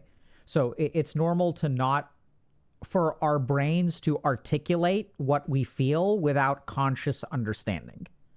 Because we don't consciously think about words before we use them. Words actually come from our unconscious mind. That's just, we speak fast and we don't have time to process and check everything that we say. So is it okay if I share some thoughts with y'all? Yeah. Yeah. First thing is, it's fascinating to hear how different y'all's perceptions of your relationship are. So when I ask y'all like how y'all got together and what that story is like, y'all tell completely different stories. And I think it's endearing. I mean, hopefully y'all can, if y'all want, I wouldn't even recommend that you watch each other's thing. I think you should communicate with each other instead of watching it. But if y'all do, I hope you can do so with it. It's not bad or anything. I think it's actually, like, I find it endearing that, and I think it has to do with a lot of I think it's kind of telling because basically, like, Leo conceives y'all's relationship as starting years before Alex sort of, or at least share what she chose to share. So I'm sure that she also understands, that it started earlier, but it's just interesting how y'all choose to share. And that could have something to do with also Leo's familiar with our content. And like, it's fucking weird to share parts of y'all's relationship if this is new to Alex, because that's what we do here is we share stuff that we don't. And as Leo said at one point, I can tell this to you in the internet, but I can't say it to Alex. Which is something that Alex absolutely picked up on, right? So now I think that the good news is that I think both of y'all have a handle on like what the problem is, which is that Alex notices that sometimes you kind of shut down and that you don't share particular things, and she like knows something is wrong, but then Leo feels like, okay, I can't say anything. And why can't you say stuff, Leo? Because I'm afraid of the consequence. Right. And what are the two consequences you're worried about? That I'm wrong and that like what Alex's reaction might be. Okay. And Alex, is that surprising to you that Leo is afraid of your reaction? Being afraid of my reaction, no. I'm a little surprised by not wanting to say something because you feel like you're going to be wrong. That is a little surprising to me, but yeah. So and then I think so. Here's what I would say. I think that should Leo do a better job of articulating when he's upset about something? Absolutely. But I think we also have to understand that the reason he is afraid of your reactions, Alex, is because of your reactions. So as long as you go on offense when he goes on offense, he's not going to go on offense anymore, right? Or even if you become defensive. And this is where the real challenge here is that we understand that it's BPD, but the damage that BPD causes when BPD takes over is like still, there's a lot of understanding, there's a lot of forgiveness, there's a lot of love and compassion, but it still hurts. And I'm getting the sense that Leo's behavior has been heavily shaped by something about the way that you react. The other thing that goes on is that when he criticizes you, you feel like a bad girlfriend, which makes sense. That's why he's criticizing you, right? Because he's unhappy with something that you're doing. But then this circles back around and screws you, Leo, because when you make her feel like a bad girlfriend, you become a bad boyfriend. And the last thing that, in fact, everything that you strive to be is a good, supportive boyfriend for a partner who has BPD, right? You're trying so hard to be helpful and supportive that you can't, because of the way that she reacts. And Alex, what are you seeing with Leo right now? He's, it's okay. He's, not, I don't know, he's sad. He seems, kind of, there's a lot of emotions. So. Yeah, right? So this is the other thing. Y'all need to stop being mind readers. Like, I don't know that, I think there's good emotion in Leo right now. Leo, do you know what you're feeling? Yeah, I think it just really, it struck true when you said that, like, all I really want is to just be a good boyfriend, like be understanding. And I think you just verbalize that, and that's just like what I've been trying, like that really is like what it all comes back to. And what's making that hard, Leo?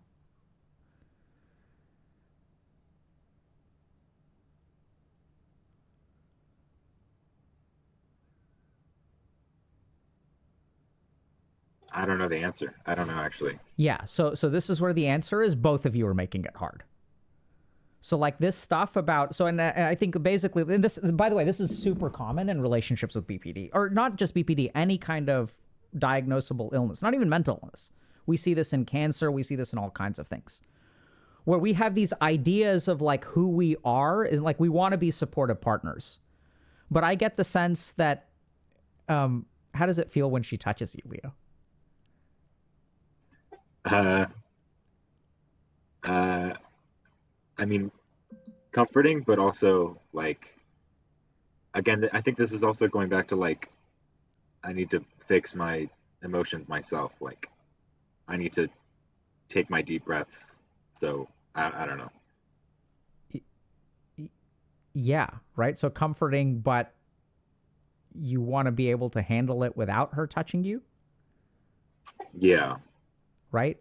And Alex, what do you think about that? I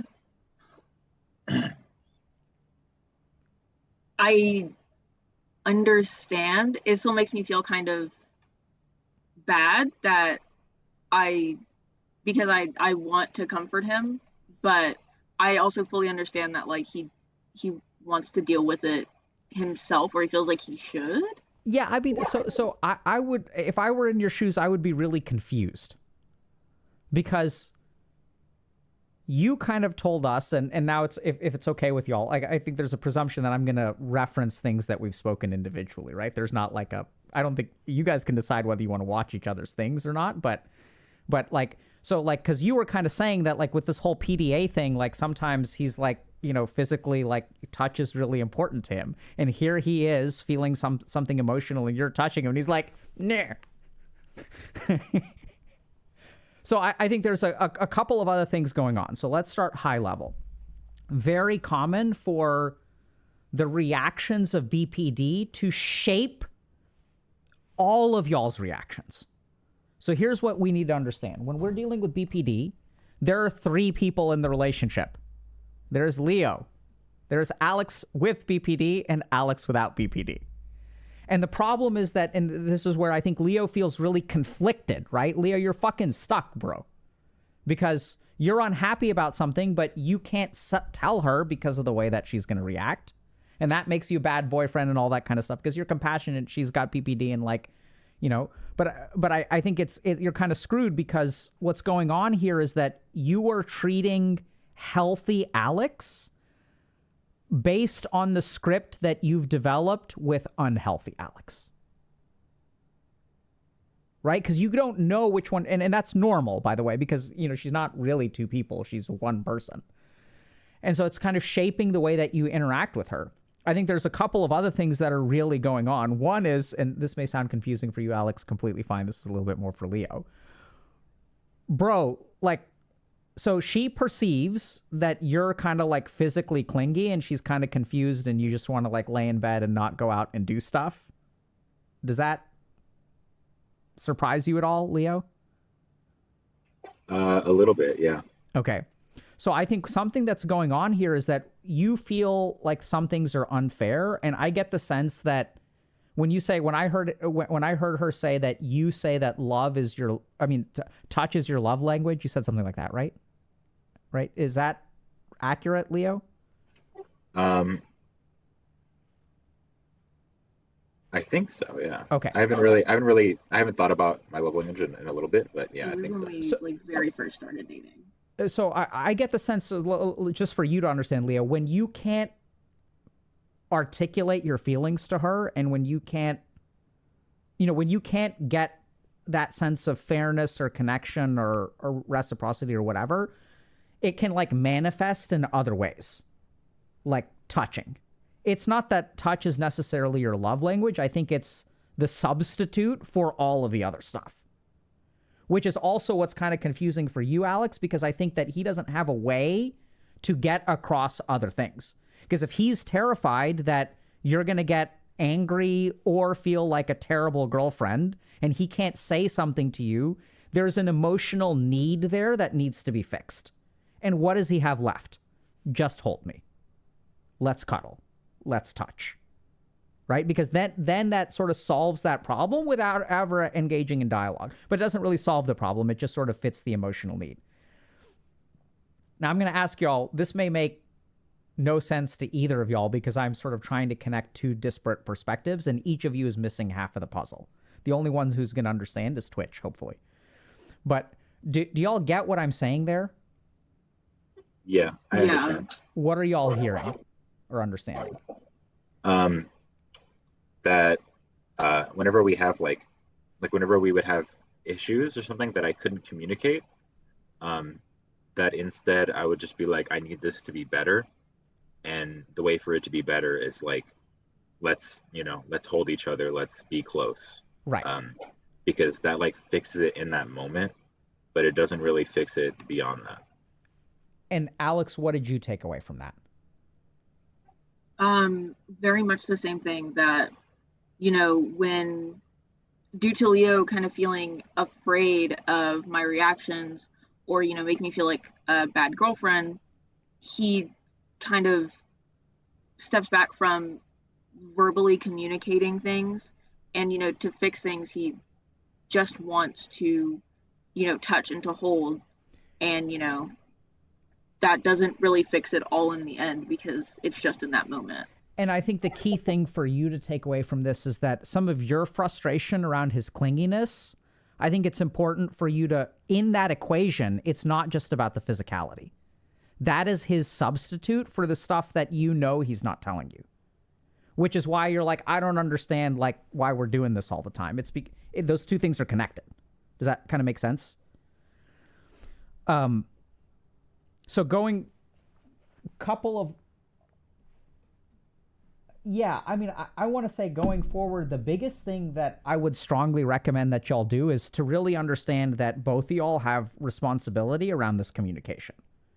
So, Leo, you're not going to be able to, you're stuck between a rock and a hard place because if you criticize her, she feels terrible, she feels like a bad girlfriend, and you feel like a bad boyfriend. What is the result of you trying to communicate to her? Where do we end up? I don't know if I understand the question. Okay, so if you communicate to her, hey, I'm upset with you about this, you're afraid that she's going to feel like a bad girlfriend, right? Yeah. Fear of abandonment, whatever we want to call it. So then she ends up feeling like a bad girlfriend. And if you see she feels like a bad girlfriend, she gets really sad, starts crying, whatever, who knows? And then you feel like a bad boyfriend, right? Yeah. So the key thing to take away is that when you communicate something that you are unhappy about, where does that leave y'all? It leaves her feeling like a shitty girlfriend and you feeling like a shitty boyfriend, which is why you don't do it. Right? So if you try to force yourself to communicate, it's not going to work unless that dynamic at the end gets fixed. So this is where, Alex, you need to get better at handling his unhappiness. And I'm not saying it's not hard for you. And this is where I would say, like, one of the most difficult things that I see is when people have BPD in these relationships, you all stop, and it's normal, right? Because things end bad. So what do we do as human beings? If we get burned by a hot pan, we don't touch the hot pan again. This is what's happened to y'all. Why don't y'all talk? You fucking know that he's upset about something. And you're like, tell me what's wrong. And you're like, I can't tell you. Right? You can't. It's my responsibility, my problem, which, by the way, the nagging doesn't help, Alex. Right? Because here he is taking all the responsibility, and here you are blaming him. And I say that lightly. Hopefully y'all don't take that the wrong way. And well, let me be clear. That's normal in a relationship. I think the problem is that the BPD does not allow y'all to talk about things normally.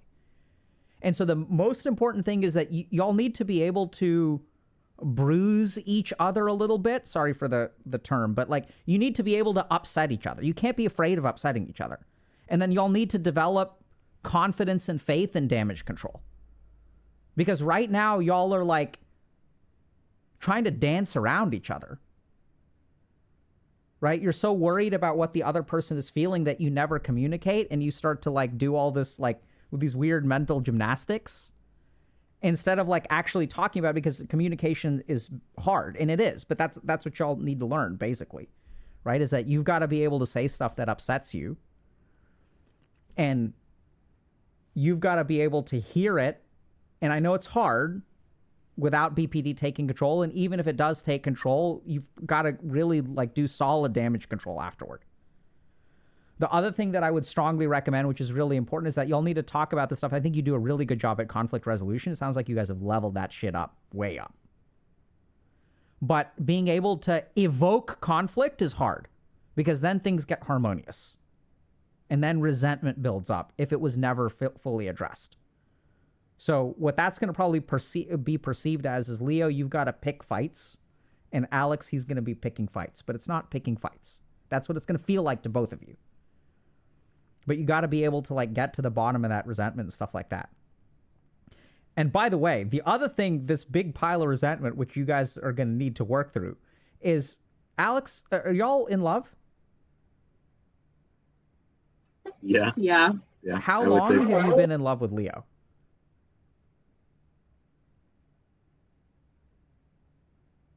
I hate to put you on the spot. Maybe I should not. You don't have to answer that. Okay. You can't answer it if you want to. I think I've been in love with Leo since we reconnected after COVID. I definitely think that was when I was like, yeah, this totally got great. it. Leo, how long have you been in love with Alex? How long is it now? Like 3-4 years ago, like during, last year of high school before COVID happened. Right? This needs to be resolved. So I think this is a deep, this clinginess, by the way, is coming from this. He's been loving you way longer than you've loved him. And that's okay. You guys don't have to start out. And so I think that like Leo's got like, he's like, yeah, like I think he's wanted to hold your hand and more than that. I don't mean sexually. I just mean in terms of connection. He's wanted, and so there's been like built up hunger, which until y'all realize that that's normal. That's okay. Like, it's okay to have, and not everyone falls in love at the same time. What matters is that y'all are in love now and you're in a relationship now. But like that, you get what I mean? Like, Leo, like you've been hurting for this for a long time, and you're trying to make up for lost time, and you know, there's, I don't know if you get that, but she feels, you know, that hunger that he gets, and you're like, why is he wanting this? It's because he's wanted it for a really long time. I don't know if that makes any sense, but I got that perception of talking to both of you. Yeah, it makes sense. I never really I never understood that about myself. I guess that's what you guys were talking about, but I've never understood myself like that, but it makes sense to hear it. Yeah. And so I think you've loved her for a long time, and there's probably some amount of hurt, which is not your fault, Alex, because anytime we love someone and they don't love us back, it hurts. And it's so confusing because now y'all are in love, so you don't want to like blame her for that. And it's not really her fault, but you still have to work through those feelings of, you know, and I think there's that thing is it's bleeding out, Leo, into some of y'all's interactions. Thoughts, questions?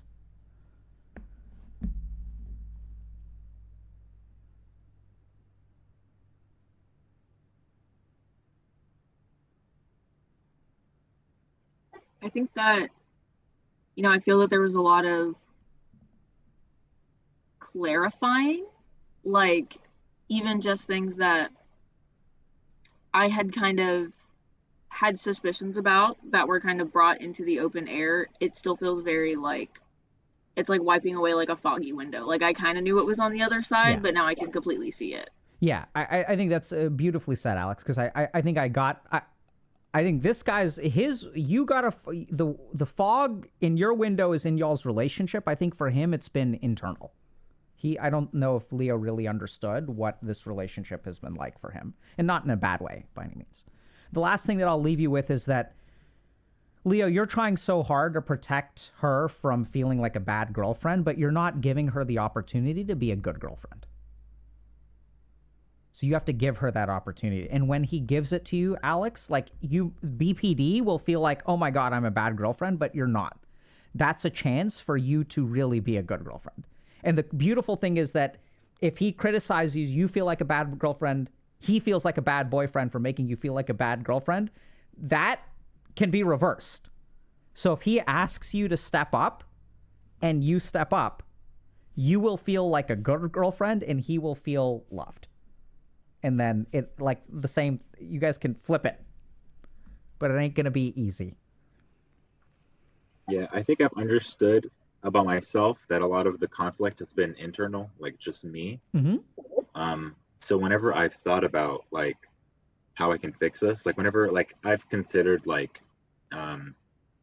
therapy for myself, but I never once thought like, oh, we need like a couples therapist or anything. That never even crossed my mind. It was always like, I think I need someone to help me unwind like a knot that's been in me, and that knot started way before I fell in love with Alex. That knot has been there since from childhood, you know, what like everything else that I wouldn't be able to explain now, right? But you know, I think it's been a knot that I've had for a long time, with especially with the subject of love in general, that I feel like I just need, like, I don't know, like I need to be able to unwind my internal self.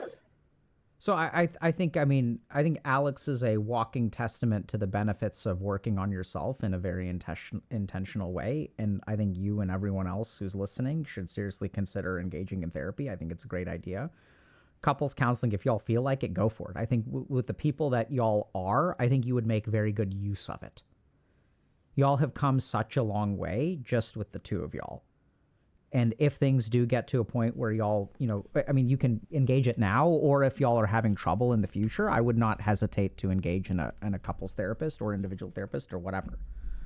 All I know, like, I really think y'all are fantastic, and I'm really rooting for you. That's really the main takeaway. And it's like, y'all are like ships crossing in the night. You know, both of y'all are just maneuvering a little bit around of each other because you're afraid of how the other person is going to react. And both of y'all are trying so hard to be the perfect partner. And you're trying to protect the other person. But in doing so, each of you is playing kind of like this solo game. And I think Alex sort of is a little bit more aware of it because she asks you to open up more and you don't. But you've got to understand, Alex, that whether he opens up or not is not just on him. It also has to do with your reactions. And we're not blaming you for having BPD, but you still have to, you know, fix whatever BPD causes. And then you can get angry with yourself and all that good stuff. But any kind of last thoughts or questions before we wrap up for the day?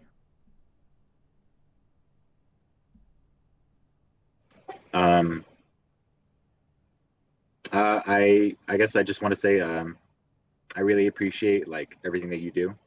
I think this was a really cool like opportunity for everyone. So I'm really glad to have been able to that we were able to talk to you about everything. Right back at you. So I appreciate your appreciation, and also like I hope y'all understand that I can't do this without you. Literally, I cannot do this without you. And I think especially this relationship, because just like you said, Alex, there's such a stigma against BPD. It gets so stigmatized, especially in the media, like the crazy girl. It's always a woman, by the way, which is another interesting thing. The majority of women have BPD, but I mean, sorry, the majority of people with BPD are women, but that was bad. Playing into the stigma. Anyway, so I think that it's like it's really sad because I actually see it clinically very good outcomes with people with BPD, but people don't realize that. And it can feel just so powerful and overwhelming, but the truth of the matter is, I mean, y'all are both like lovely people, and I think everyone's rooting for you. And it's a challenge, but as we learned from Leo today, like you can have other challenges. Is that the cat? Everyone wants to know what the cat's name is. You want to see the cat? Yeah, Jinx. let's see the cat, dude. This is our. Yeah, her name is Jinx. We took her. She's been constipated. We had to take her to the hospital yesterday. It was a really rough day yesterday. But she's better now. She's just being dramatic. Yeah. How does a cat get constipated? I don't know. She was drinking a lot of water. Apparently, the doctor said it's because because of hormonal changes, because she's been in heat. She's too young to get spayed, so. Okay. She also only likes cold water, so if the water isn't cold enough, she won't drink it. So. Interesting. Well, thanks for paying the cat tax. We appreciate it. But seriously, I'm grateful for your appreciation, and thank you all for coming on. I really do hope, and I think it's going to help a lot of people. Because the other thing to keep in mind is that what's going on with y'all is not just BPD. This happens in every relationship where each of you is trying to protect each other and then you end up taking that responsibility. So thank y'all very much. Thank you. Thank you very much. Good luck with school. Good luck with your relationship. Good luck with the cat constipation. Thank you. We're doing our best. Thank you. Take care, y'all. Thank you, you too. Bye-bye. All righty. That was great. Man, they're so great. So isn't it interesting how their perceptions... Oh, I should let them know. Decide whether you want to watch the one-on-one or just communicate. It's so interesting, right? Like, the stories that they tell are so different. And there's like big stuff. Like this dude has been in love with her for years. And that piles up, right? And even when you're dating the person, so, see, this is where like the movies about romance get it wrong. When you're deeply in love with someone and then you end up in a relationship with them, we assume that like now that you're in the relationship, everything is good. You are with the person of your dreams. I'm happy now. No. There is so much piled up resentment and hunger that has built up from unrequited love, which exists in the relationship and spills out in weird and confusing ways. And usually the partner who came late to the table of love is really confused by this because they're like, I don't understand why things are this way. It's because they have loved you for way longer, and that those feelings are there. Yeah, so I strongly encourage y'all. So, everyone says that relationships are about communication. They're like, communication. You ask some like 80-year-old couple, right? What's the secret to being married for 50 years, 56 years, 62 years? They're like, it's communication. But then no one's like, here is how you communicate. This is what communication looks like. Everyone thinks that they're doing a good job at communication, or even you suck at communication, but you don't know how to do it differently.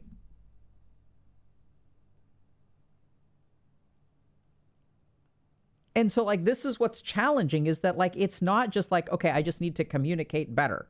But, like, what does that look like? Right? I just need to be better at life. Well, what does that look like? Like, how do you do that? What are the actions that you take? So here's what I would recommend. Number 1, understand what you are feeling instead of bludgeoning yourself. So frequently what makes communication hard is that we have internal conflict. And what we end up doing is one part of the internal conflict wins. And then we listen to that part, and that part starts taking care of things. But the problem with that is that there is 50% of you or 49% of you that is still unsatisfied.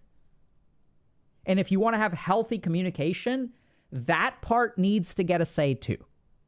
So even if you choose to do one thing instead of another thing, articulate both sides and articulate the struggle to your partner. Hey, on the one hand, I trust you and I don't believe that you're going to cheat on me. At the same time, it makes me deeply uncomfortable for you to go on a platonic camping trip with someone, with your ex. Right? There's a part of me that doesn't feel good about that. And I would never do that to you, because I would never want to put you in a situation where you would even have to worry about it. And I can both be worried about it because I'm human and also trust you. The two don't have to go. It's not like one or the other.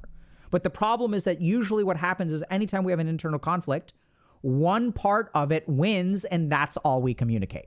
So first thing that you should learn to communicate is the part of you that you didn't listen to. Second thing with communication, you got to stop playing 5D chess. It ends up being you got to stop being 5-head with your communication. When you try to be super 5-head or 6-head, you end up being 0-head or 1-head. And what that means practically is that we sometimes communicate to maneuver around someone's responses. If I say this, they will feel bad. I don't want them to feel bad, so I'm not going to say it.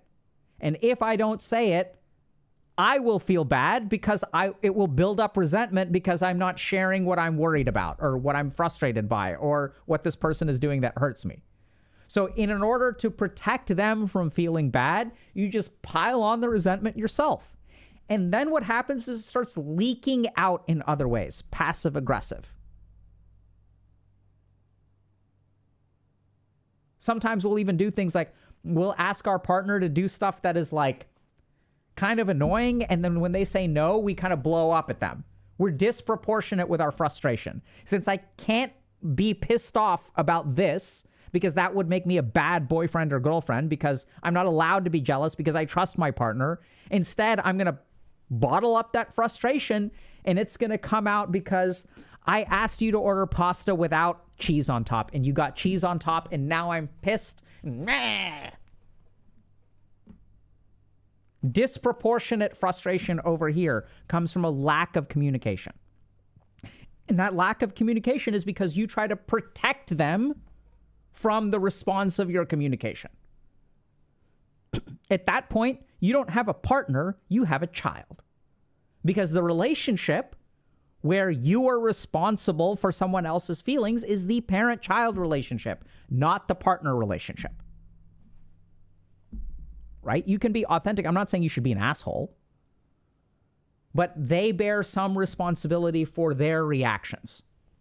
Third thing to understand is that if your partner is closed off Do they need to work on communicating better? Absolutely. But if your partner is closed off, there is a good chance the reason they are closed off is because of how you respond when they open up. I don't understand why they don't talk to me. Well, it's because of the way that you respond. That's why human beings stop engaging in a behavior. Right? So what are some examples of this in a heteronormative relationship? Most common example of this when women don't communicate with men is because men go into problem-solving mode. Right? Instead of listening, I'm going to start solving your problems, and then the person doesn't want to communicate with me anymore because that's not what they're looking for. On the flip side, something that's very common for men is when men communicate their emotions, oftentimes we get blamed for it. Or people feel hurt, right? Because if I say I'm unhappy in this relationship, suddenly the person freaks out. And they're like, well, I'm unhappy in this relationship. And they share something that they're upset about, and then like we respond by going on offense. You're criticizing me? Bitch, I will show you what criticism looks like. Right? So there's tons of experiences that men have of opening up emotionally and getting punished for it. So if your partner is not communicating with you, should they work on it? Sure, but you need to really pay attention to the way that you respond to communication. Okay, so that's number 1, 2, and 3. How do you communicate in a relationship? How do you get better? I don't even remember what I said now. Okay, so number 1 is anytime you have an internal conflict and you settle on something and you share that with your partner, you should also represent the other side. Hey, I'm okay moving for the sake of your career. There's a part of me that's really unhappy that we're in this situation because I really enjoy the friends and social life that we've built in this city. Communicate both sides. That's number 1. I forget what number 2 is. Number 3, if your partner does not communicate with you, that is not entirely their fault. The number 1 reason why partners don't communicate with us is because of the way that we respond to their communication. And if we respond in a reinforcing way, they will continue to communicate. If we punish them for communicating with us, which you may say, I'm not punishing anyone. Well, if they're not communicating with you, they're being punished when they try. That's number 3. And then number 2 is, I don't know. What was number 2?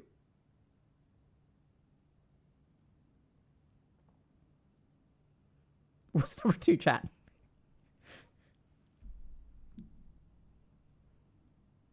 Camera keeps going in and out of focus. No, it doesn't. My face keeps going in and out of focus. Oh, yeah. Is that stop playing 5D chess? Okay. So number 2, thanks, chat. Number 2 is that frequently when we communicate, we are trying to communicate around a particular response. So I'm going to shape my communication because I'm trying to avoid my partner reacting in a particular way.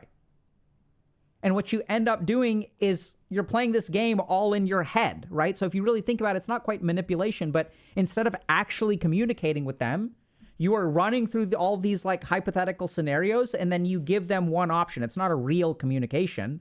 It's a manipulation. Because I'm going to communicate in such a way so that it shapes your behavior in the way that I want. Because if I communicate without doing this, you're going to explode. Or if I communicate without doing this, you're going to get mad at me. Or if I communicate without doing this, you're going to feel bad. And so what we need to start doing is recognize that a part of communication involves making the other person uncomfortable in some way. Sometimes, not all the time, right? Sometimes it can be, I love you, which can also make people uncomfortable, you know, if you don't have a relationship. So instead of playing 5D chess and like going through 15 moves to evoke a particular response, give them a more open communication. Just play regular 2D chess. Don't overthink it. And if they respond badly, get better at managing that conflict and damage control as opposed to prevention. Because when you take a preventive strategy with communication, what that means is that you don't speak. Preventing problems through communication is shutting the hell up. But if we want to be better communicators, we've got to be able to swim in rough seas. Right? You have to be able to say what you authentically feel, have the other person get upset, and then the two of y'all work through it together.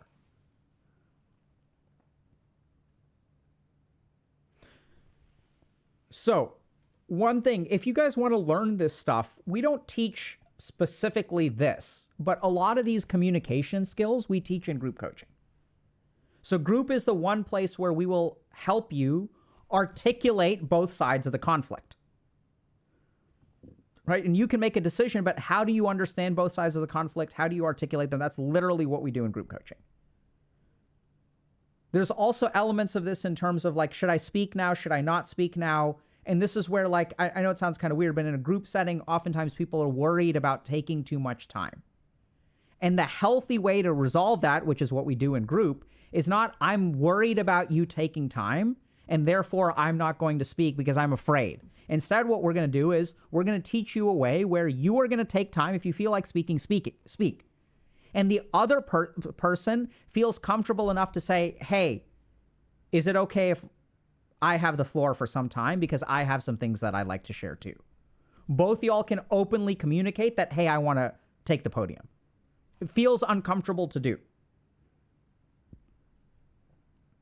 Okay, so these kinds of things, like this is why we can't, I mean, sure, I could do a YouTube video about it, and maybe we will at some point. This is why we do interviews like this, because it brings it to life and teaches you all something. But these are skills to be practiced. And the basic problem that we have with Twitch and YouTube is that we can't teach you skills. We can tell you what the skills are, but we cannot build your competence over time on YouTube. We'll teach you stuff. We'll tell you what to do, but then you've got to DIY it. So if y'all are in a situation where like, hey, I need to level up my communication skills. I need to get better at interacting with humans. I need to get better at understanding what I feel and articulate it. And the most important thing is that if you want to be better by it, if you want to be better at it when 2024 rolls around, if you want it to be done by that point, or at least, well on your way, then you should sign up for coaching. We're not saying that you can't learn it anywhere else. The reason that we have these programs is because if you're in them for 12 weeks, like the progress will be made. That's the real advantage of them. It's not an issue of can you do it without it. It's an issue of when do you want it to be done by. So check it out. Huge shout out to our guests for coming on today and talking about this stuff. I love this. And for those of y'all that are wondering, like, I don't think this is couples therapy. Like, does couples therapy sometimes look like this? Absolutely. But this is just understanding how to articulate what you feel. I do this stuff with my kids, and I ain't their therapist. I'm their dad. I do this stuff with my friends. Part of the problem in society today is that we have outsourced basic life skills to therapy. Like, this is a huge problem. And then what happens is we've got a stigma against therapy. Therapy is a place that you go when you're broken. Well, shit, where are we supposed to learn this stuff otherwise? There's a great study from the state of New York where they taught kids social and emotional skills as a class. And the two are tied together, by the way. And the kids that had the social and emotional skills class, their grades were on average 11 points higher than kids who didn't have that class. 11 points, y'all. That's one letter grade.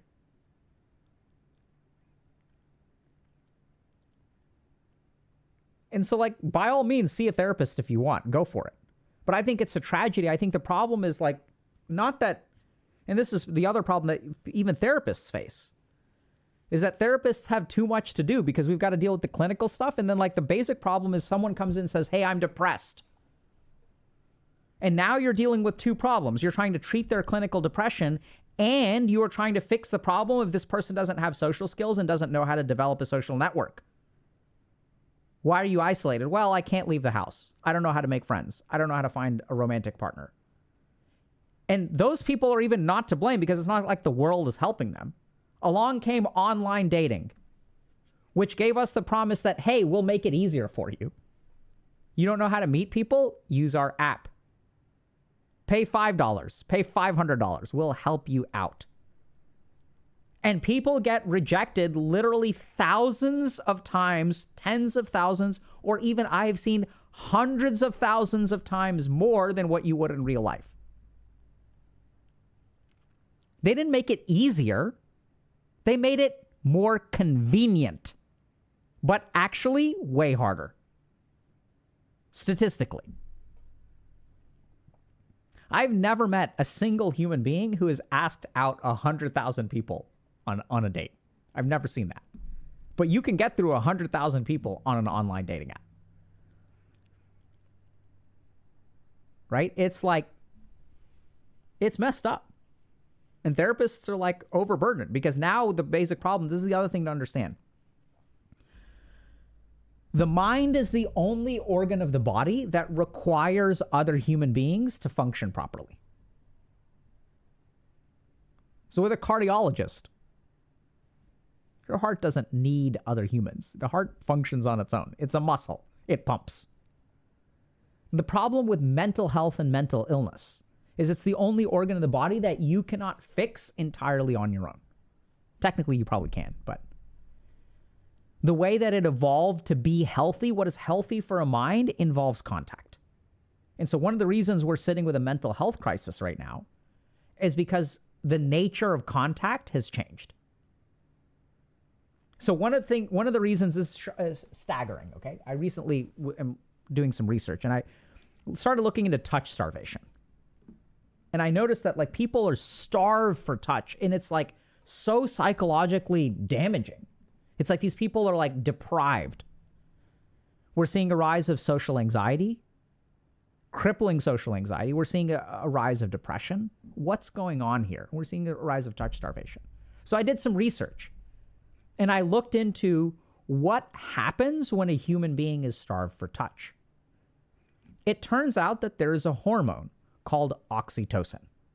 And oxytocin is a bonding hormone. It's the hormone that gets released in mothers when they breastfeed. So it forms bonds. And there are some cases of things like tumors and strokes and things like that where people will develop a oxytocin deficiency. And when you have a neurological oxytocin deficiency, it looks exactly like touch starvation. Social anxiety. I do not feel comfortable with these people. Because where does human bonding, what does it mean for humans to bond? It means humans are connected, comfortably connected. That's what a bond is. And you don't have that. Oxytocin deficiency also leads to lethargy and depression.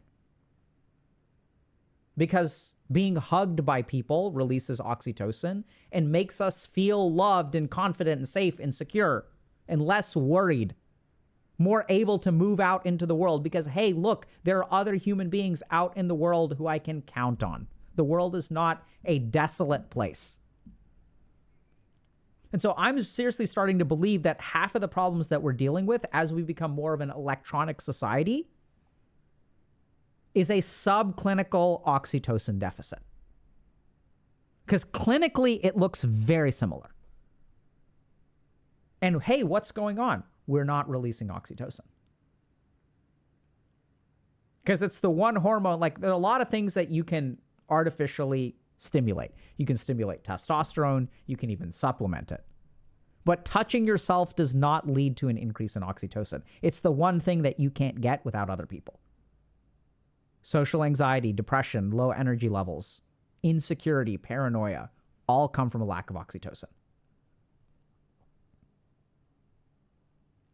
So when people are saying take oxy pills, so this is really interesting. So they noticed, by the way, that this social bonding and empathy and stuff like that is challenging in people who have schizophrenia. So there were some clinical trials done where people would supplement oxytocin. There was an intranasal oxytocin that they would give people with schizophrenia.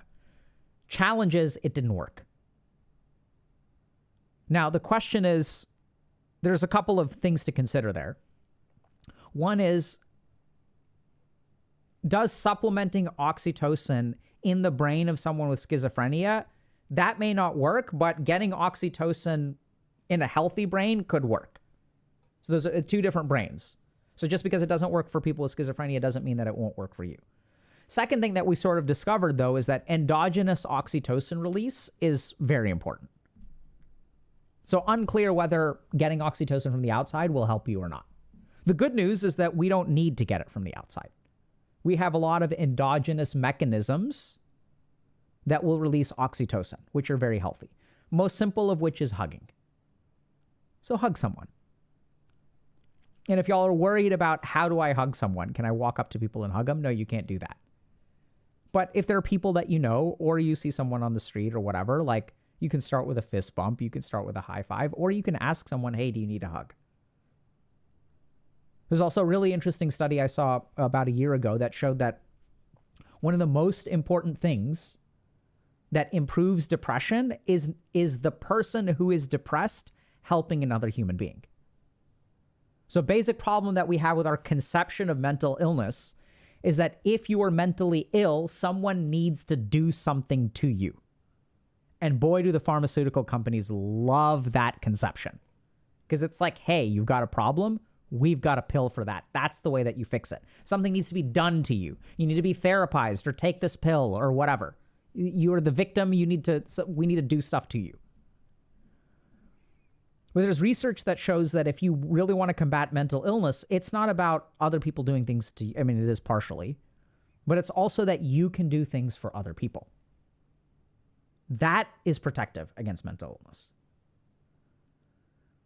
And so if you're struggling with like, hey, I need a hug, like instead of thinking about yourself, which you have every right to do, think about someone else. What can you do for someone else? Who can you offer a hug to? And this is where a lot of y'all may say, but like no one wants a hug. I'm a creep. Everyone calls me a creep. They think I'm a creep. And it's like, well, be a little bit careful about that thinking. I have no doubt that you had a very real and authentic experience that made you believe that, but it doesn't mean that everyone thinks you're a creep. Right? What happens is once you start thinking you're a creep, you stop collecting data. And once you only have two very strong data points that suggest you're a creep and you stop collecting it, you're going to continue believing that because 100% of the evidence suggests this.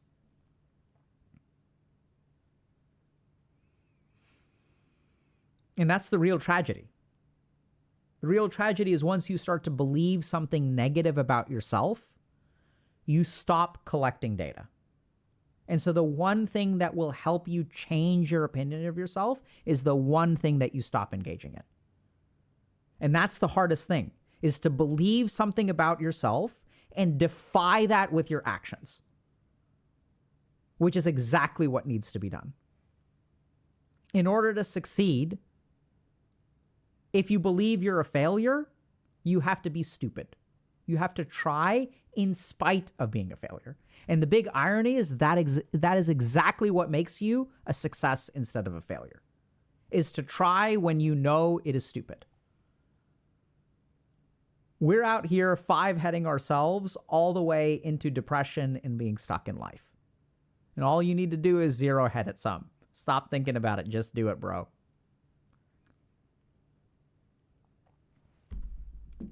All right. I gotta run. Give me just 1 second.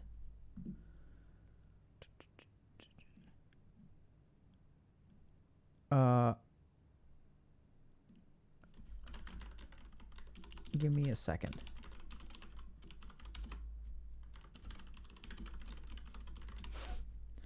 Okay, who are we rating? Thank y'all very much for coming today, by the way. Raid Iron Mouse, done.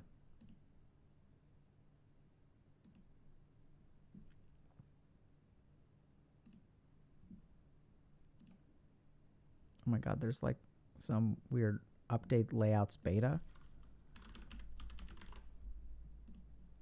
Oh my god. Iron Mouse is playing Phasmophobia. GG noobs. All right, y'all. We'll see y'all. I don't know when we're streaming. We're like streaming a lot this week, I think. So stay tuned. Stay on our socials, and we'll see y'all, I think maybe even tomorrow or day after or something like that. Or maybe we're on a podcast or something. We're doing a lot of stuff this week. So thank y'all very much for coming. Huge shout out to our guests. And take care of yourselves, chat.